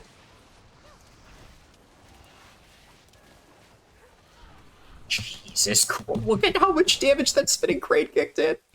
What the fuck? Yeah, like some of the new Windwalker talents are just fucking ridiculous. It does so much damage. I'm out of range. In a good way. Like, I'm not gonna complain. Yes, chest over there, Jimmy the Bleeder. Need to be very, very, very, very, very, very, very careful. If I hit 49, then I'm just gonna go and do Darkman Fair stuff right then and there. That's 48. Where's Yetimus? Let's just get Touch of Death on cooldown. Just fucking whack this loser. Eh. Come here, you stupid bitch. Oh my god. He just immediately knocked me back. Yetimus heard me talking shit.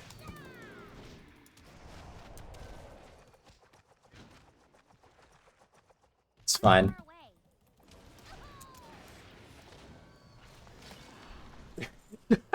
He just opens with the knockback. Jesus Christ, Yetimus. Ugh.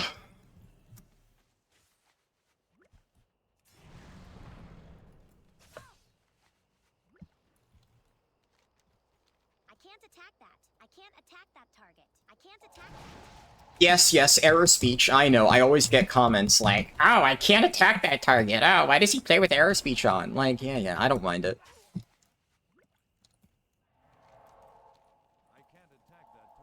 See, now it's a human.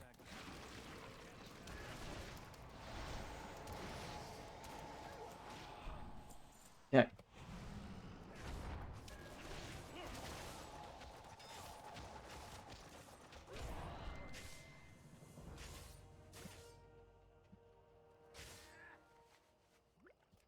We get a Raga up here.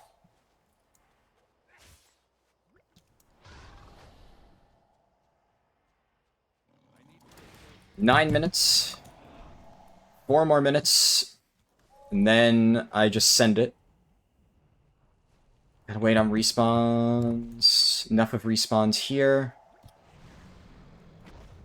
Enough of respawns here. Arm the pocket nuke. Huh? What the hell? The hell? I didn't get credit. What the fuck? It just didn't give me quest credit. That's really annoying. This should be enough if I get credit from all of them. 6. What the heck happened there? That's like a fucking 10-second time loss. Not that big of a deal. Okay, level 49. This stuff, I'm not going to be completing any more quests, though.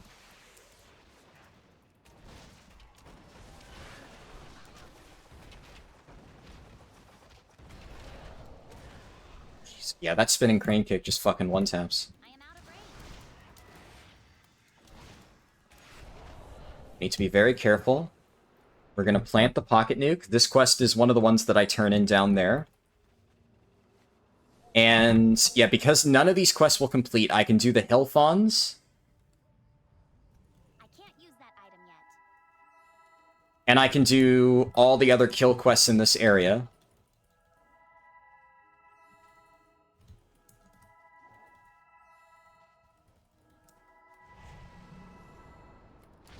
Fuck out of there.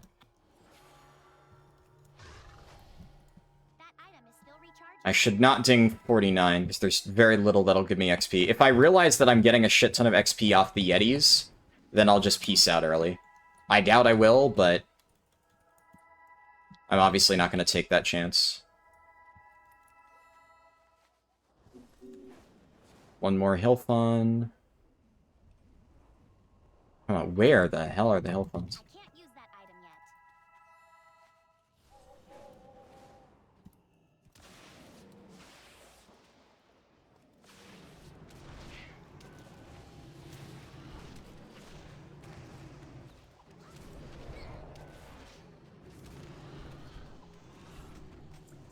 Yeah, I'm not getting a lot of experience off these guys.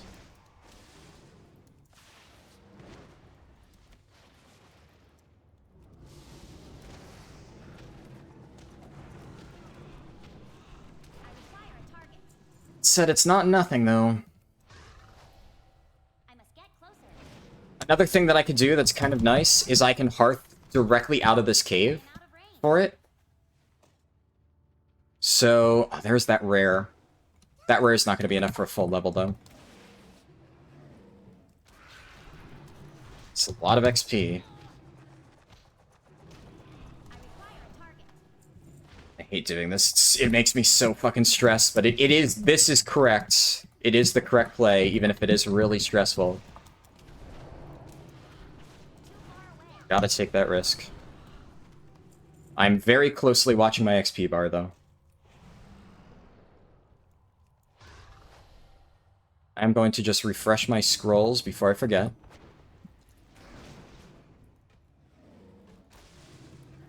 Five minutes.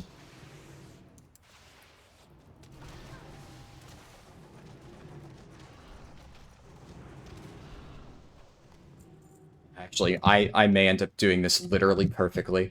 I must get closer. Which is really, really, really nice.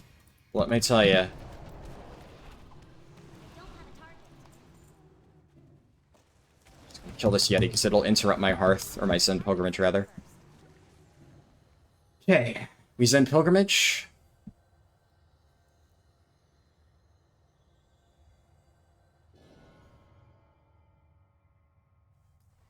Long loading screens. I wonder if it, like, unloads the zone after a while, and that's why it takes forever. Jesus Christ. Jesus Christ, game! Come on! Oh, and especially right now, because fucking Darkmoon Fair quest items. Too far. Don't really have time for this fucking bullshit right now.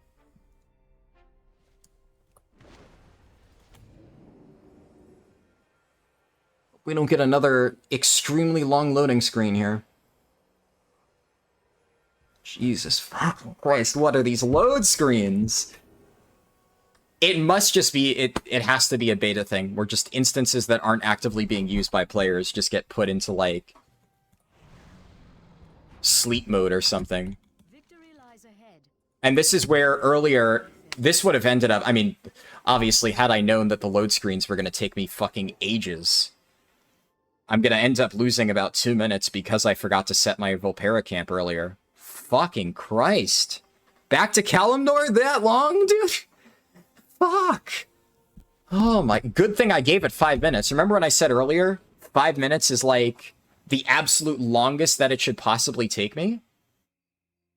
And it shouldn't even take that long, but like, imagine if I had waited until like the last 2 minutes and I got the longest load screens in fucking existence. Holy fuck.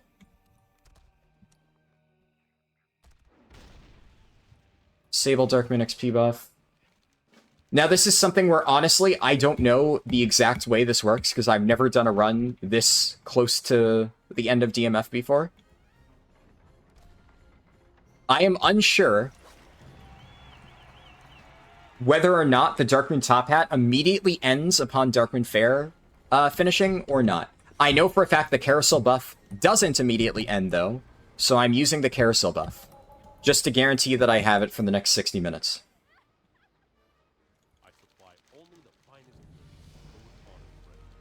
Light bless you. For the Alliance. Need help? What are you looking for? Okay. And you can see that was 100% worth it. It's a shit ton of experience in just a short period of time. Something like Cracked Radnack's Control Gem might actually be nice to shave off a little bit of time right here, but it's not the end of the world here.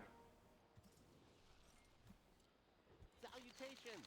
Daylight's burning. Alright. And we're out.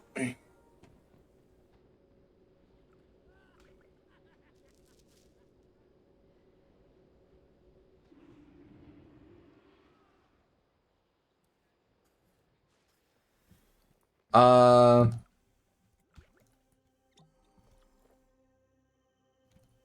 am forsaken. Raw. For the Horde. The dark times will pass.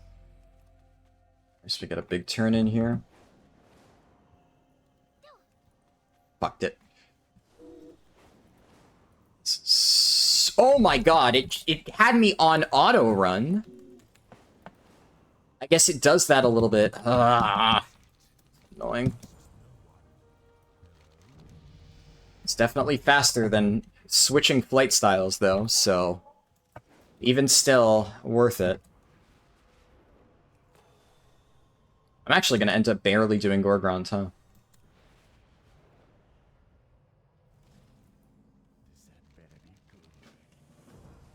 Do I even waste my time with the Owl Beasts? I don't think I waste my time with 12 rampaging Owl Beasts. It's just not efficient.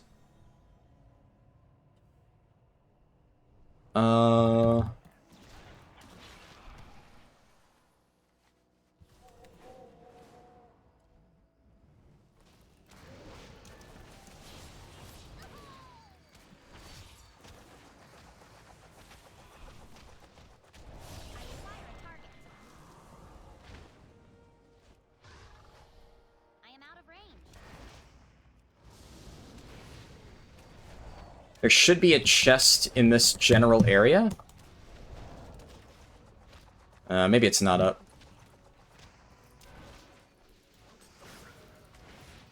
Yeah, these mobs actually kind of fucking hurt.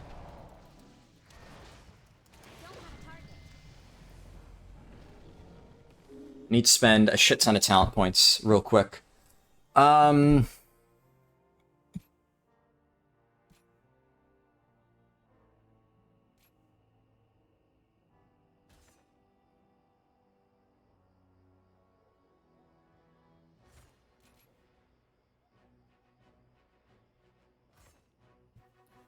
Okay, what do I want? What do I want? Thunder Fist, definitely. Flurry of Swen, Courageous Impulse. That. Martial Mixture.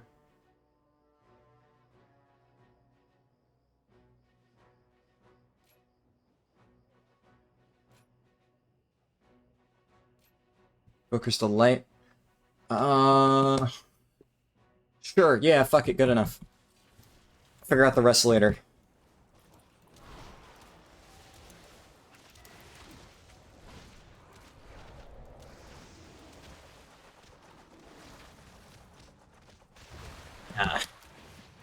It is kind of unfortunate that, like, I almost picked the worst possible scaling to do, a Durnhold challenge with.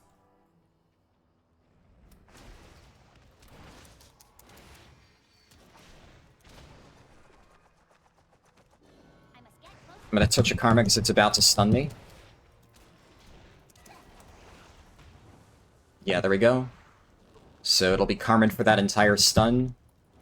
Oh my god, my health.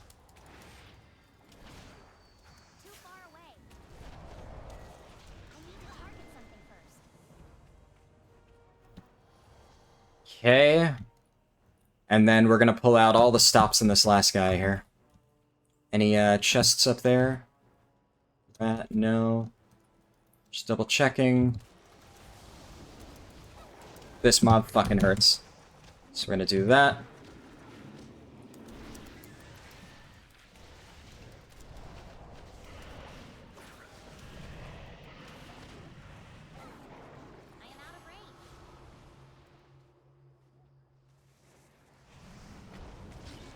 Nice.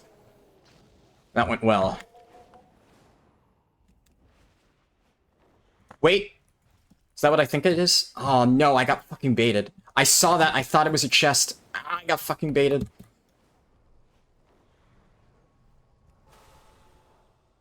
When you're speedrunning, every fucking set of boxes looks like a chest. Okay, Zen Pilgrimage again, and now we do... what intro?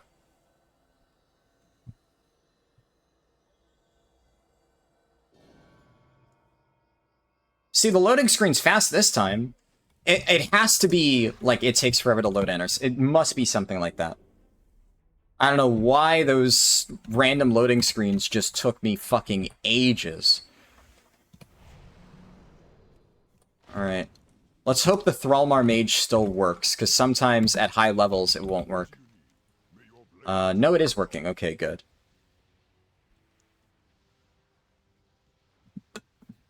It has to be zone by zone. Because we've loaded in the Eastern Kingdoms, we were just there. If it's this long of a loading screen, it must actually be zone dependent.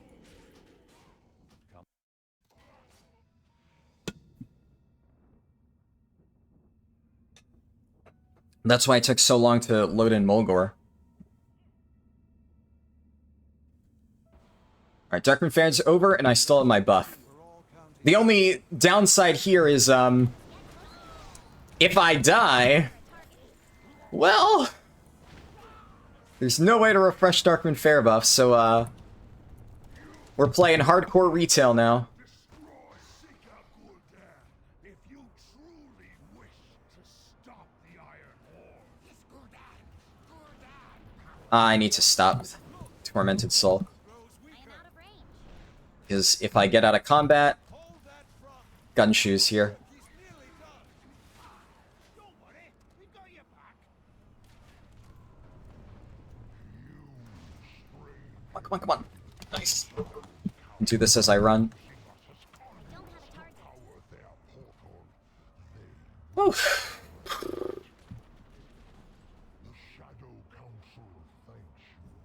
And WAD intro is all relatively easy stuff. There's nothing here that's too tricky.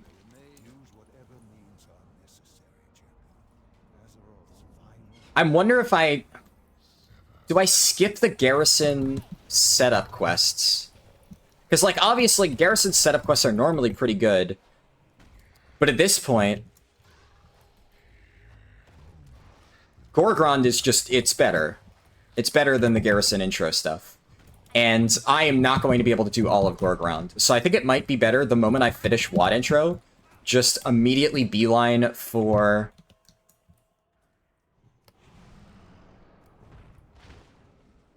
I need to target something first. Yeah, I think I just immediately beeline for Gorgrond. And do that. We will not let their great sacrifice be in vain. Just clear out some of my gear. That's all the level 61 stuff. In here.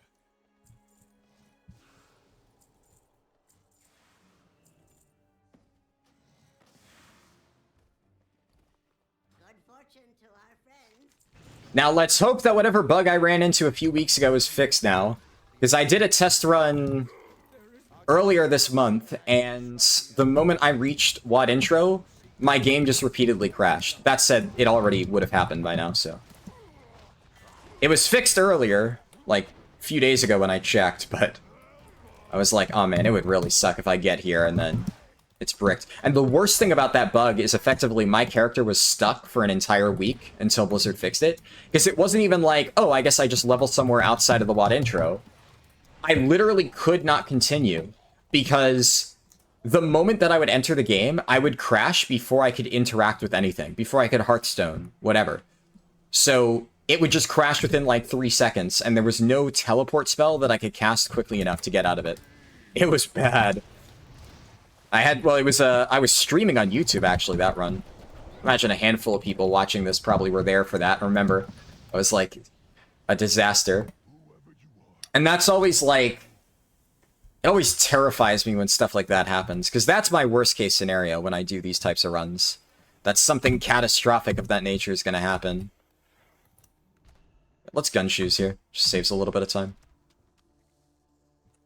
So maybe this was not the right place to gun shoes, come to think of it. Yeah, because they still need to run up. They do run faster to catch up with you, but I think I maybe could have saved a little bit of time by gun choosing here. It doesn't matter that much, though. Good to see you. Fight with honor. We will defend Azeroth together. You went Okay. up against an entire clan. Sounds like my kind of fight. The Bleeding Hollow orcs use savage blood magic to transform their warriors into hulking berserkers. Is Arya catching up with me? I really hope he doesn't bug out. I might not actually need him, though. Yeah, he did bug out, and then he snapped to me. That's kind of the thing. I genuinely don't know what they broke with NPCs, but it's not just like the ones in Silver Pine Forest. With any luck, we will escape. Because Ariok here never bugged out before. I never ran into this problem. And now, suddenly, randomly, they're just breaking? What's going on, Blizzard? Okay, we're gonna do this, and then Goblin Glider. I'm always terrified that I'm gonna fail that during one of these speedruns, because I've actually never failed this glider skip. And I'm always so worried that, like, oh no, please don't make this speedrun the one where I fail the glider skip for the first time. That would be so embarrassing. Oh my god. Yeah, look at this. The quest item's already outscaling my heirlooms. The only reason I'm not going to use it is because, like, literally in 2 levels, which is going to be very little time, I'm already going to have something better. And it's not that far ahead yet, but the scaling gets kind of ridiculous.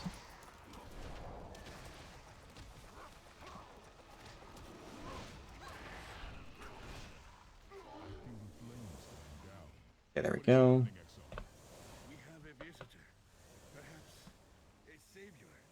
One thing that I'm unsure about is whether... I don't know if Dragonflight crafting benefits from the 25% bonus. I feel like just to be safe, I should just go to Dragonflight at level 69. Haha, funny number. Because I know for a fact that that will be enough to get me there. How goes the fight? We cannot hide here forever. Follow me. And I am pretty sure that no matter how fast I level, I don't think it's possible for me to reach level 70 within 15 minutes. So I'm like, because right now, basically, I'm half wondering, am I actually going to be able to beat my 2.5-hour time that I got with Radiant Echoes? Which, like, I know it doesn't really matter. It's a pre-patch event. It's going away in a few weeks anyway. But it would be really cool if I could actually say, man, Chromie Time's even faster once you have all of, like, the buffs and stuff. This run is obviously kind of insanely optimized, though, so... What's so silly about Radiant Echoes is that you can do that, and I was literally, like, my 2.5-hour time sounds really fast, right? But I wasn't doing anything special for that. The only things I did was Darkwind Fair quest items and Dragonflight crafting, which I only did that because I wanted to make it one-to-one comparable to this Chromie Time run. Because if I didn't do that, then somebody would be like, like, let's say it ended up being slower, people would be like, but if you included Dragonflight crafting and Chromie Time and Darkwind Fair, then it would have actually beaten Chromie Time, so it's not a fair comparison, blah, blah, blah. So I just did that to avoid those types of comments, even though I know most people aren't going to do that. You got to compare like with like.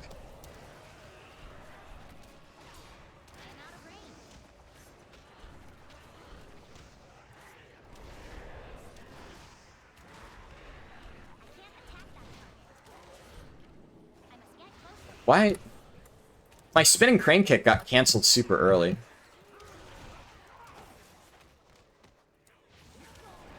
I think this is a good Fist of Fury spot.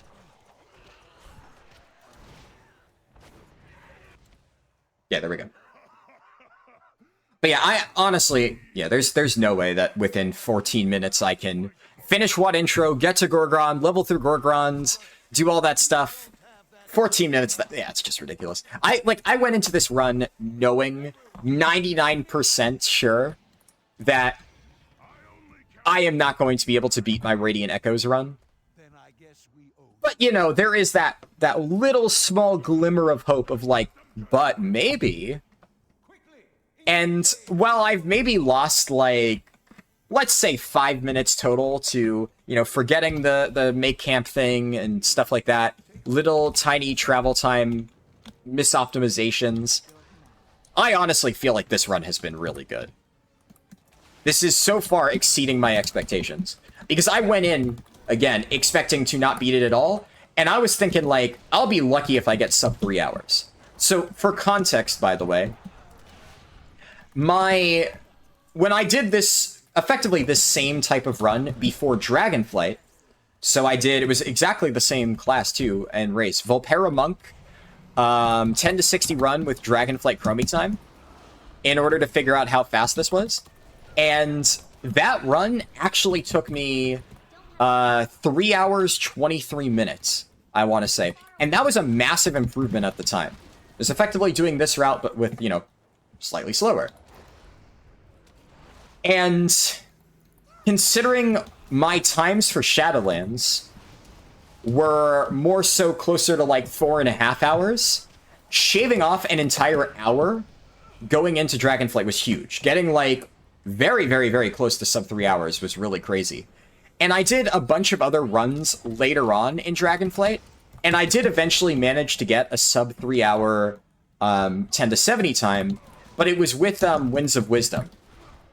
So I had like the 50% experience buff, which I should note is more experience than I have now. Because that was Winds of Wisdom. I was obviously still using Draft of the 10 Lands and Darkwind Fair buff. And I actually did that run on Alliance back when they had a big War Mode bonus. Nobody really has any fancy War Mode bonus at the moment. Both factions are roughly balanced out. Oh, nice, Urel activated really early. But yeah, so back then I actually had 10% additional experience from that. So I forget what the exact number was. I might have even have 25% additional experience. I think it was 70. I think it was only 20%, which is still 10% more than I have, because you can see this is just a 10% bonus. But that Druid speedrun that I did, which was like my ultra fast Kultiran Druid run, I had somewhere in the ballpark of like 80% additional experience. And even with that Warband bonus, 25 plus 10 plus 10, that is still only 45%. So I actually have a lower XP modifier on this run than I did on that ultra fast Kultiran run. But this is just how fast Chromie Time leveling is now in the new expansion. Even with a lower modifier, it is still this fucking crazy. And while it looks like there's no chance that I'll beat my Radiant Echoes time, it's almost a shame that I got a time that fast in Radiant Echoes, because if I hadn't already set a better one with the pre-patch event, I would feel so good about this time. Because this run has gone amazingly well, and this is on track to be my fastest Chromie Time run ever. Okay, let's equip everything. So, equip the pants. What the fuck? Hello, game? What is happening right now? I've absolutely no idea what just happened, but it just repeatedly kept closing the interact button over and over and over and over and over. Come on, fuck off. I cannot equip more than... Oh, it's unique equipped? What? Alright, fuck it, whatever. It's not a big deal. We have Frozen Devotion. And trust me, this is worth it. Even if it's like, wow, I'm burning time, I'm sitting here equipping gear, right? Except, you're gonna see what happens in a second when I actually start fighting mobs. It's gonna be a little bit cray-cray. I can't believe I just said that. Forgive me. I don't know why I just said the fucking words cray-cray. That was so cringe. Why did I do that? Jesus Christ, I'm turning into my sister. Okay, yeah, so we're going to get a bunch of Glacial Fury procs, and then we're going to press this, and any second now, Glacial Fury. Don't make me look like an idiot. There we go. Glacial Fury, just one-tap those guys.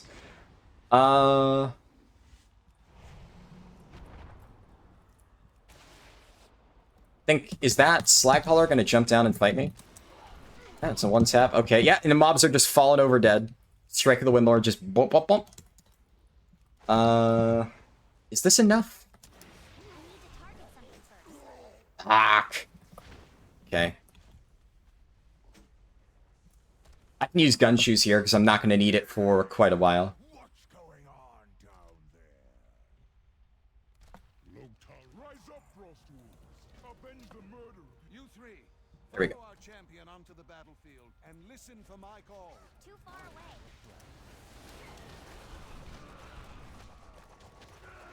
am out of range. I must get closer. We are yours to I am command. out of range.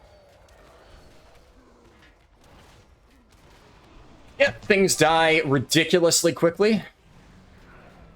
And I'm gonna kill the Ogron War Crusher. Okay, spinning crane kick. Wow, that didn't one-shot them. Spinning crane kick. You're disappointing me. I'm actually chi starved. I thought that would just kill. We don't have much more time. Everyone, get to high ground. You must listen.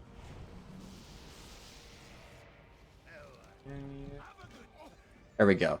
But yeah, right now I am 100% on track to beat my fastest Chromie Time run, so I'm chilling. I'm chilling. I think I should just be happy with this, right?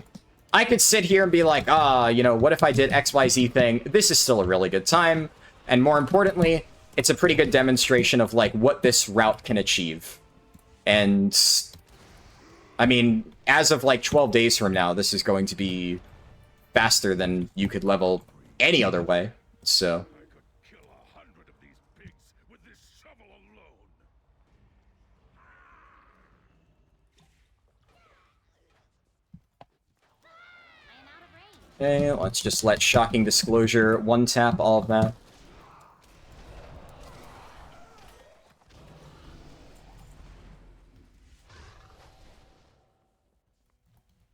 I want to avoid getting in combat with that mob. Why is it patrolling this way? Get away from me! Get away from me, asshole! Okay, there we go. I should have gun shoes up in time for that quest. 30 seconds-ish? Yeah, that should be fine. Let's grab these two machinists. Too far away. I am out of range. That time. I think that's Jade Ignition that's actually doing all the damage. Am I correct on that? Chi Explosion. Oh, the same thing, yeah. That's... Well, yeah, it's the talent. The talent's called Jade Ignition. The damage is called Chi Explosion. Okay. There she goes. How can I help? For it. This land needs you. Let's get to work. I'm gun shoes. Proficiency, Fatal Touch. I need Swen's Battle Gear. I'm flying blind here. I have to close that and reopen it later. Oh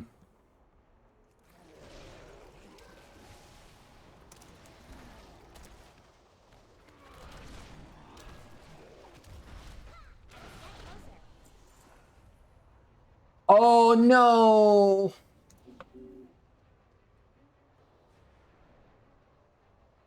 Alright, that's probably the first actual major mistake I've made this run. I can't believe I forgot to do that. Yeah. Like, honestly, I don't even fault myself for forgetting to set the make camp, which is, up until now, probably the only thing I've forgotten. Because that was a very recent routing adjustment that, like... I wasn't used to doing that. I normally never do that. Because I've always used make camp for something else. That's like a 2-minute time loss. And that is literally just, I'm a fucking idiot. I just forgot to talk to the NPC. I've done the WAD intro a million times. I just forgot to talk to the NPC like a fucking dipshit. Look back there. I think we can climb up Ah. the beams. I also never socketed that. Too far away.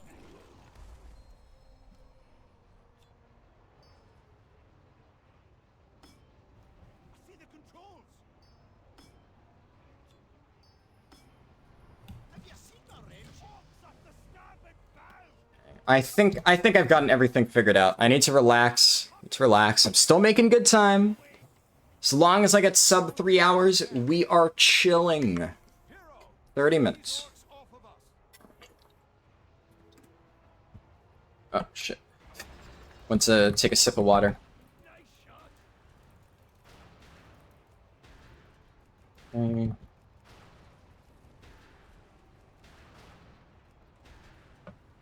Tank coming over the rise! Look out!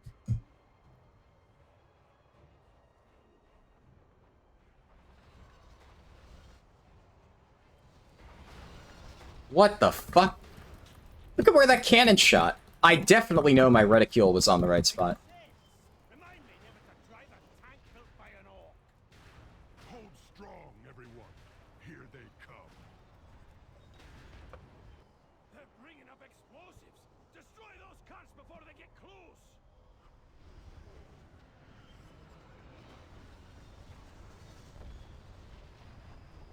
I do wonder why Blizzard never made it so this quest, any of the mechanics actually matter. I wonder if, like, early WoD beta, you actually had to do this quest correctly. And you had to defend the turret, you know, kill the explosive carts, destroy stuff. And then people just who didn't know what they were doing failed the quest over and over. And Blizzard decided that it was too punishing for, like, an introduction quest or whatever.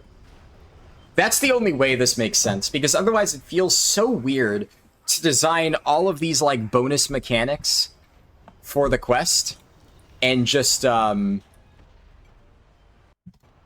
of them matter.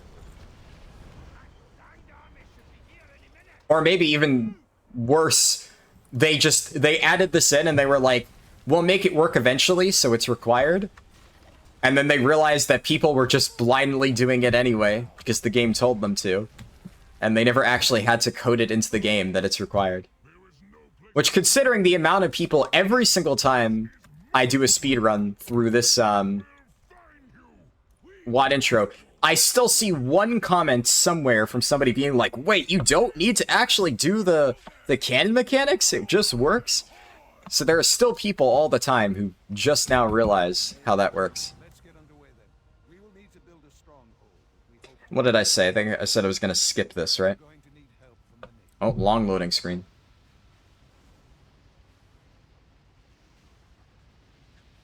Oh, the loading screens are rough.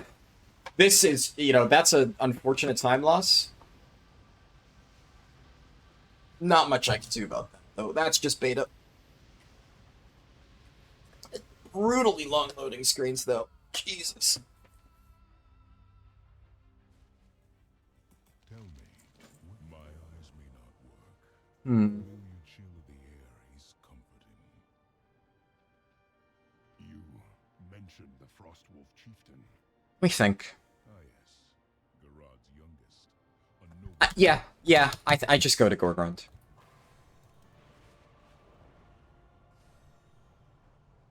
Can I still loot this treasure here while I'm at it? No, that's only in the garrison phase.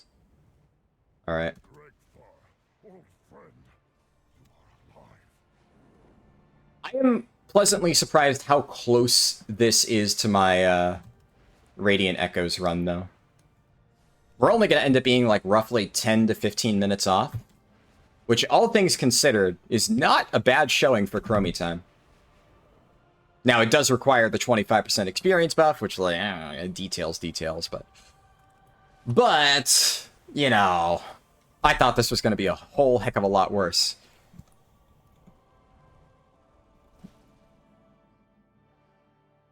And now, you know, the best part of this, I'm going to get reamed by, like, random angry people in the YouTube comments for this, and I know I'm going to sound like a hypocrite because, like, the earlier thing I said about, like, clickbait titles, but I think that's, like, more sensationalist clickbait titles meant to piss people off.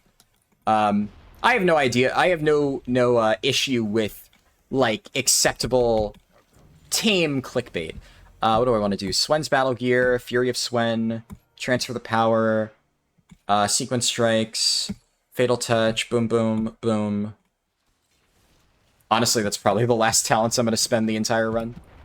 It's unfortunate because, like, the thing I mentioned earlier about... Crackling Jade Lightning being a really good pulling tool, it's the talent all the way on the bottom left side of the tree. And while it is really good... you just get way too much damage out of the other talents in the capstone area. So I like taking it for War Within leveling, but it's like the last talent points that I actually spend for Chromie Time leveling. So we don't really get that. It's let's see. It's this stuff here. Last Emperor's Capacitor, and then Power of the Thunder King. Power of the Thunder King specifically is the one that's really nice. So I would love to have that tech earlier in the route, but is what it is. At the very least, I can tell you right now, I'm pretty sure Windwalker is just the fastest spec period for War Within leveling. Oh my god, Windwalker feels amazing in War Within. It is just fucking so smooth. And also, some of the hero talents just feel very clunky in the context of leveling. Some of them are like really good at endgame, but just weak for leveling. Like Master of Harmony, which is the Brewmaster one.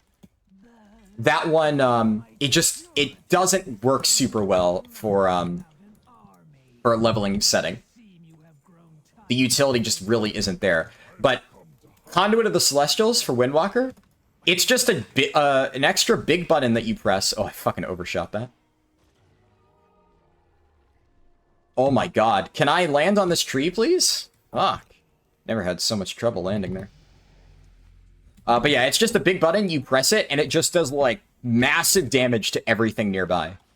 It's just an extra AoE nuke.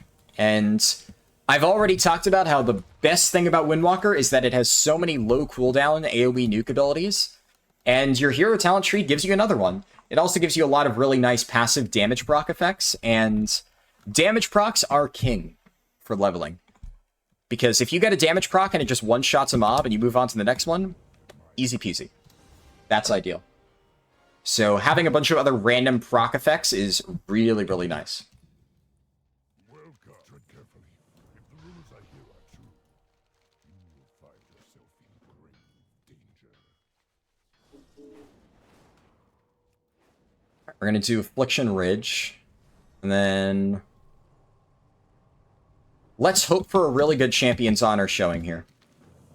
In fact, I'm actually going to drop right into the heat of things. Right into the thick of things. Just drop right over here. Going to build up full chi. Champion's Honor. Surely I got one quest item. What do I get? Botany Bloom? Okay.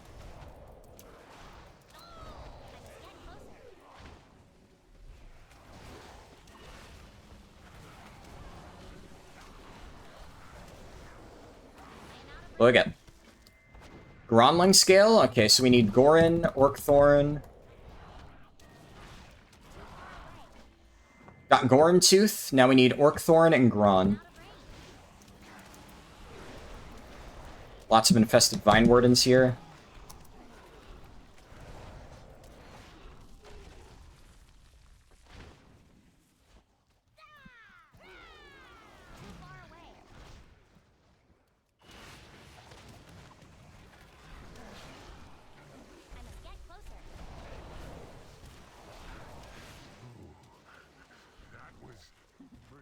Okay. Three's not awesome. Especially because that was a really good showing. Still stuck in combat. That was a very, very, very, very good Champions or Affliction Ridge with Champion's Honor.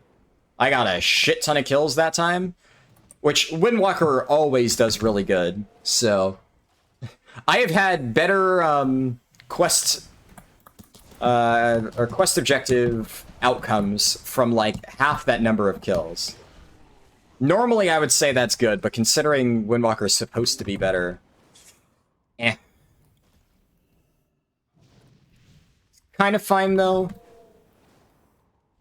You always want to make sure you get Gronling. You usually get Gronling, because Gronling you can only really get in this area.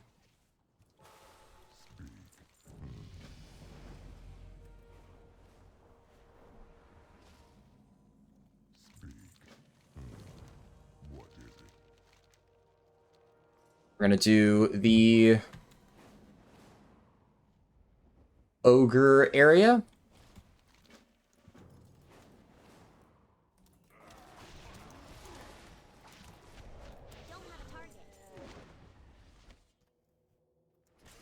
Woo!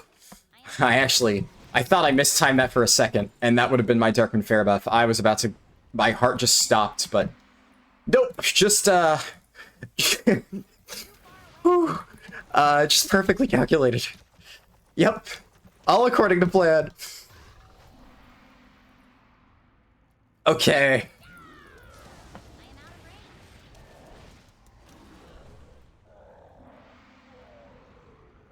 Come on. I must get closer. I should have taken speed taunt, actually. Should be you. Can't attack.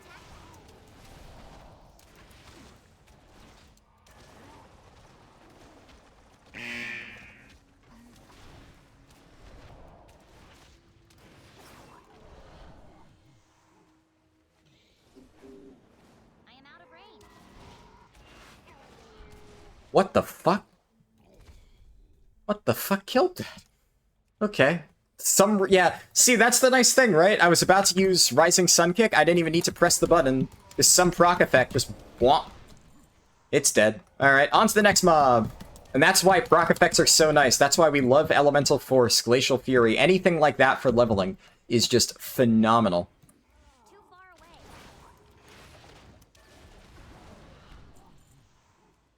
Okay.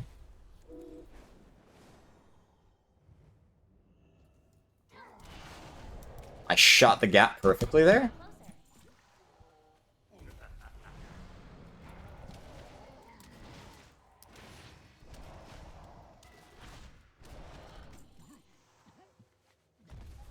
Okay. Nice. Stuck the landing.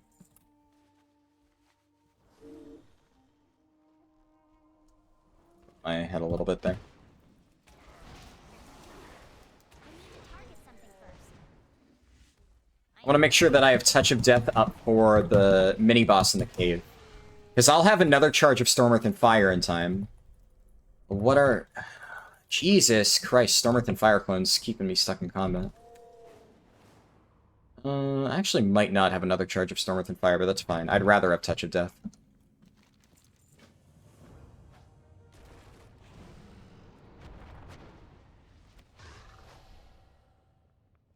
Okay. It took a second for that mob to load in. There's my potion there.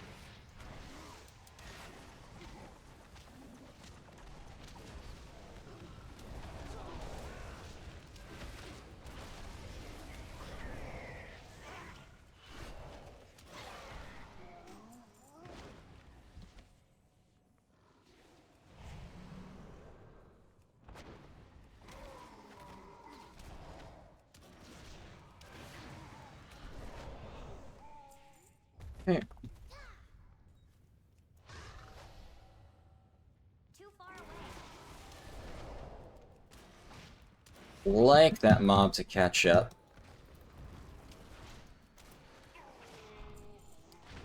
I think it's Thunderfist that's killing them. A lot of times, those proc effects.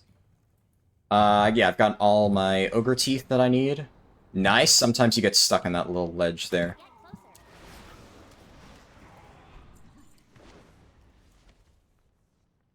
Get closer. Okay.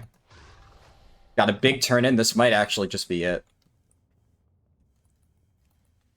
Don't get in combat. Perfect.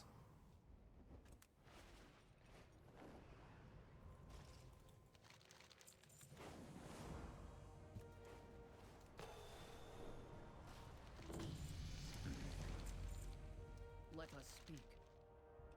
Melanora Aka.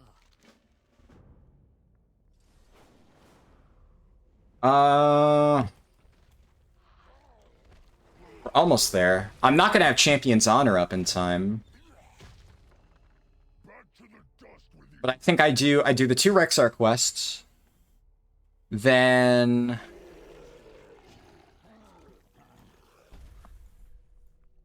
My quarry needs.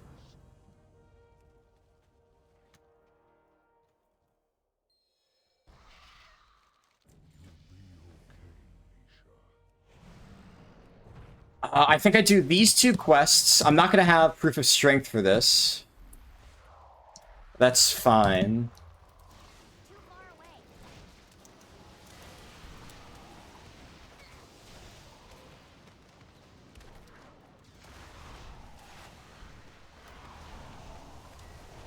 Don't want to target. Yeah, that's okay. So let's do tag, tag, tag. And, like, if I had Power of the Thunder King, which I believe I could probably take at this level, but I don't want to... I don't want to waste time picking up talent points. I would have been able to tag that extra Steam Fury behind it. At the same time... Oh, we're so close.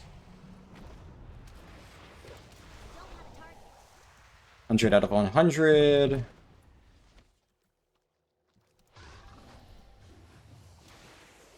I need 5 of these mobs. That's 5.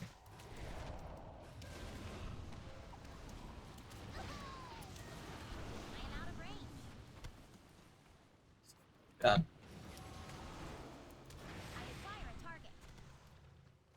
Okay, we're good. Yeah, I turn in all these quests, then I do Dragonflight crafting, and then the run's done. Is this one of yours? This is one of my allies.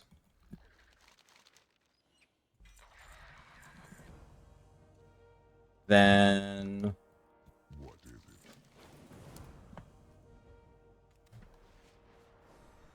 Let's do Proof of Strength. So you might be overshooting it a little. And you might be wondering, is it really worth it to do Dragonflight crafting? But think about it this way. The amount of time that it'll take me to teleport over there and craft all that stuff would be roughly the same amount of time that it would take me to head over to that questing hub, finish all the quests, and do a turn-in. Even, like, partial quests. Whereas this is guaranteed to be enough. In fact, I honestly probably didn't even need to do the Rexar quests. I did that just to be absolutely safe, because the thing is, if I were to go do the, or like, go to Dragonflight crafting after turning in Proof of Strength, and I'm barely a tiny bit of XP short, then now I'm stranded in Dragonflight, and I would have to make my way all the way back, or something. Realistically, I probably, in an emergency case like that, I would have used my Hearthstone to Terran Mill, and done, like, another rare mob or two. And just gotten the XP that way, but this way, it is guaranteed. And you'll see just how quick this is. Talk to you, blacksmithing. And we create all.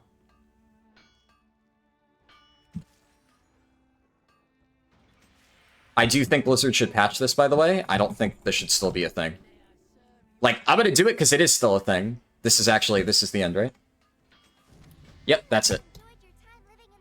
Look at how, and notice how you can get like 15 more crafts. Oh, I totally overshot it. I actually think, I'm pretty sure what's happening is that this 25% buff applies to crafted XP. I wasn't sure if it would. So crafted XP is weird. Some bonuses don't work on it, but that clearly did work. Almost exactly 2 hours, 45 minutes. That's a nice round number. I like that. I really like that. That's good. That's only 15 minutes slower than my Radiant Echoes run. That's pretty fucking good. Yeah, like I said, this works crafted XP if you know how it works from Dragonflight. It goes up to 15 crafts. I probably could have skipped 2 of the Rexar quests before that and just gone straight Proof of Strength, done this, but... Shit. You know, it's still a really good run. These are minor optimizations, and the funny thing is, before I started this run, I actually copied over multiple copies of a level 65 character with all of the Darkmoon quest items and no Dragonflight crafting done. And what my plan was, is I was going to, on every single one of those characters, reach, like, 67 exactly, and then 67 and a half, and something like that, and then do my crafting, and see what the exact level that I needed to reach was to get the, like, the full value out of Dragonflight crafts. It is also worth noting that the amount of XP that you get from Dragonflight crafting starts to scale down exponentially for the last 5. So the first, like, 3 crafts you do, the ones that I just did here, give roughly, like, 30% of the XP, despite it being 15 of them in total. And then it's pretty even across all the middle crafts, and then the last few give barely anything. So it's not necessarily a waste. I know it may seem like I overshot by a lot, but it actually starts scaling down pretty heavily once you get past those first 3. So it wasn't that bad, but I definitely could have gone there a bit earlier, and it would have been fine. And like I said, I copied over all those characters. I was planning on testing with it, and, you know, what can you do? I just ran out of time. It was, I either do extreme min-max testing, like exactly what level do I do that stuff at, or I get 5% experience from 10 to 70. And a 5% experience bonus from 10 to 70 is going to be way more impactful than any of that. Unfortunately, I just didn't finish the Druid run in time for me to do any of the other testing. I already started this later than I wanted to, because, you know, the Darkman Fair stuff was scuffed. But, you know, I'm happy with this run. I'm pretty happy with this. I think this is a really, really, really good example. And, I think no matter what, you're going to want to delay turning in the Darkman Fair quest items now. Because one other very important, but, you know, not super... I didn't, like, draw a ton of attention to it, optimization, is the fact that you can transfer Darkman Fair tickets between your characters.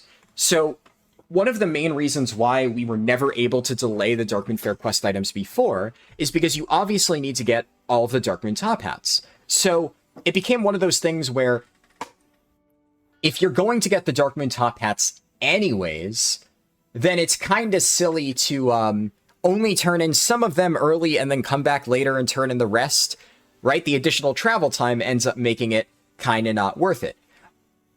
But if you're saving all of them until later and you could buy the Darkmoon top hats without any additional like quest turn-ins, then that's just pretty good. It's worth it, 100%. So...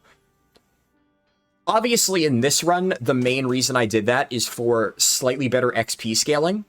That doesn't matter a lot, though. It's enough that I care about doing it for the speedrun. But one of the biggest reasons why, for, like, actual practical speedruns, you may want to do that, is you may notice that I did not do any TBC dungeons.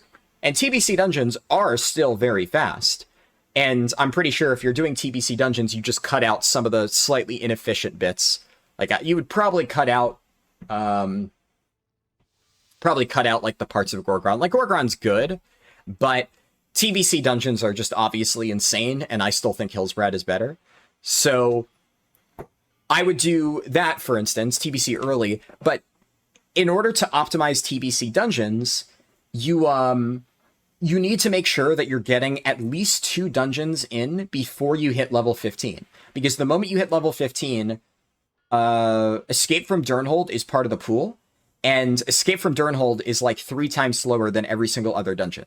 So getting that is just an auto leave, and then you have to eat the 30-minute debuff. So if you get 2 of your guaranteed dungeon queues to be before Escape from Durnhold, and you get either like Hellfire Ramparts, Blood Furnace, what are the other ones that you get at low levels? All 4 of them are very good. I think one of them's an Auchendoon one, like Manitombs or something like that.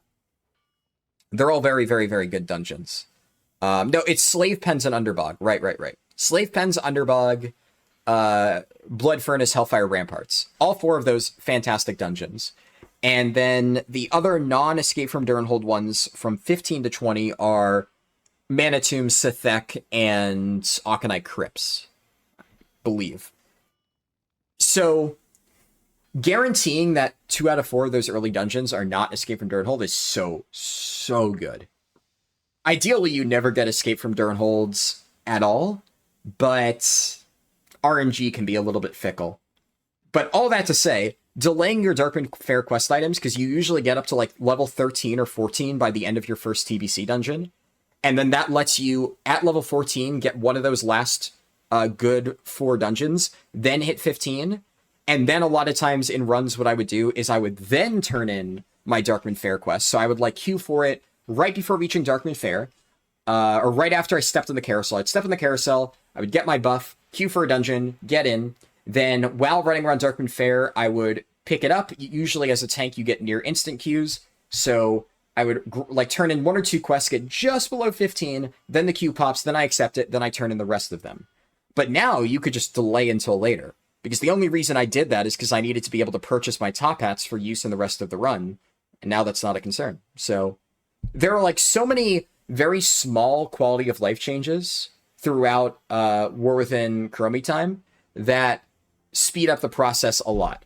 The only major negative is the fact that you have to use crafted gear or BOEs because heirloom scaling sucks. Blizzard, please fix that. Please fix the crappy heirlooms, because that is just not okay. It is really not okay that heirlooms, as expensive as they are this terrible. They already have, like, no real set bonus. This stuff is terrible. So, if heirlooms serve no purpose for leveling, then why are we supposed to spend an exorbitant amount of gold on it? Honestly, I think what Blizzard should do is, like, buff heirlooms a little bit to be more reasonable, and then nerf their gold cost. That way it's like, you know, if heirlooms, like, because that's the problem heirlooms have right now, is a lot of people want them to stay nerfed because they don't want to spend gold on heirlooms. And I get it. Heirlooms are ridiculously fucking overpriced. Sure. But if Blizzard is going to overprice them, then it makes no sense for them to be completely worthless. So I feel like the best solution here is to make heirlooms really good, but to make them affordable for all players, not just people who have a shit ton of gold. That way, heirlooms become something that even new players to WoW can purchase so that they have an easier time leveling their alts. Frankly, that's what it was supposed to always be. Back in, like, Wrath of the Lich King Classic, I was able to buy heirlooms really quickly after hitting level 80, because it was, what, like, Badges of Justice or whatever? It wasn't Justice Points, it was some badges, Frost badges, whatever the fuck. And it really was not that many heroic dungeons that you needed to run to get enough badges to buy a single heirloom. And back then, there weren't, like, upgrade tokens. So you only needed a weapon, shoulders, chest, and trinkets. And then if you win the Kalawak Fishing Derby, you get the ring, but that's a whole separate thing. So getting your heirlooms, which, mind you, are way more impactful back in Wrath and now in Kata than they are now with how dog shit the set bonus is, it was much, much easier.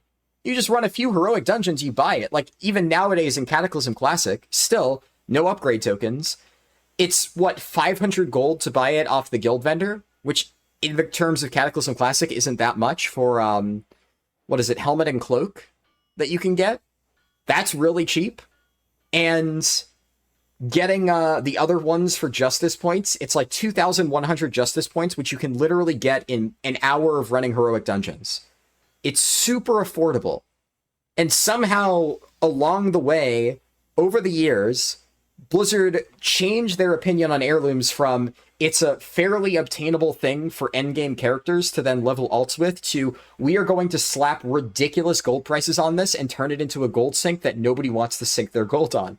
Except people like me, who obviously I need to sink my gold on it because I do leveling speedruns. And even if they aren't that useful, any sort of time save is good for me.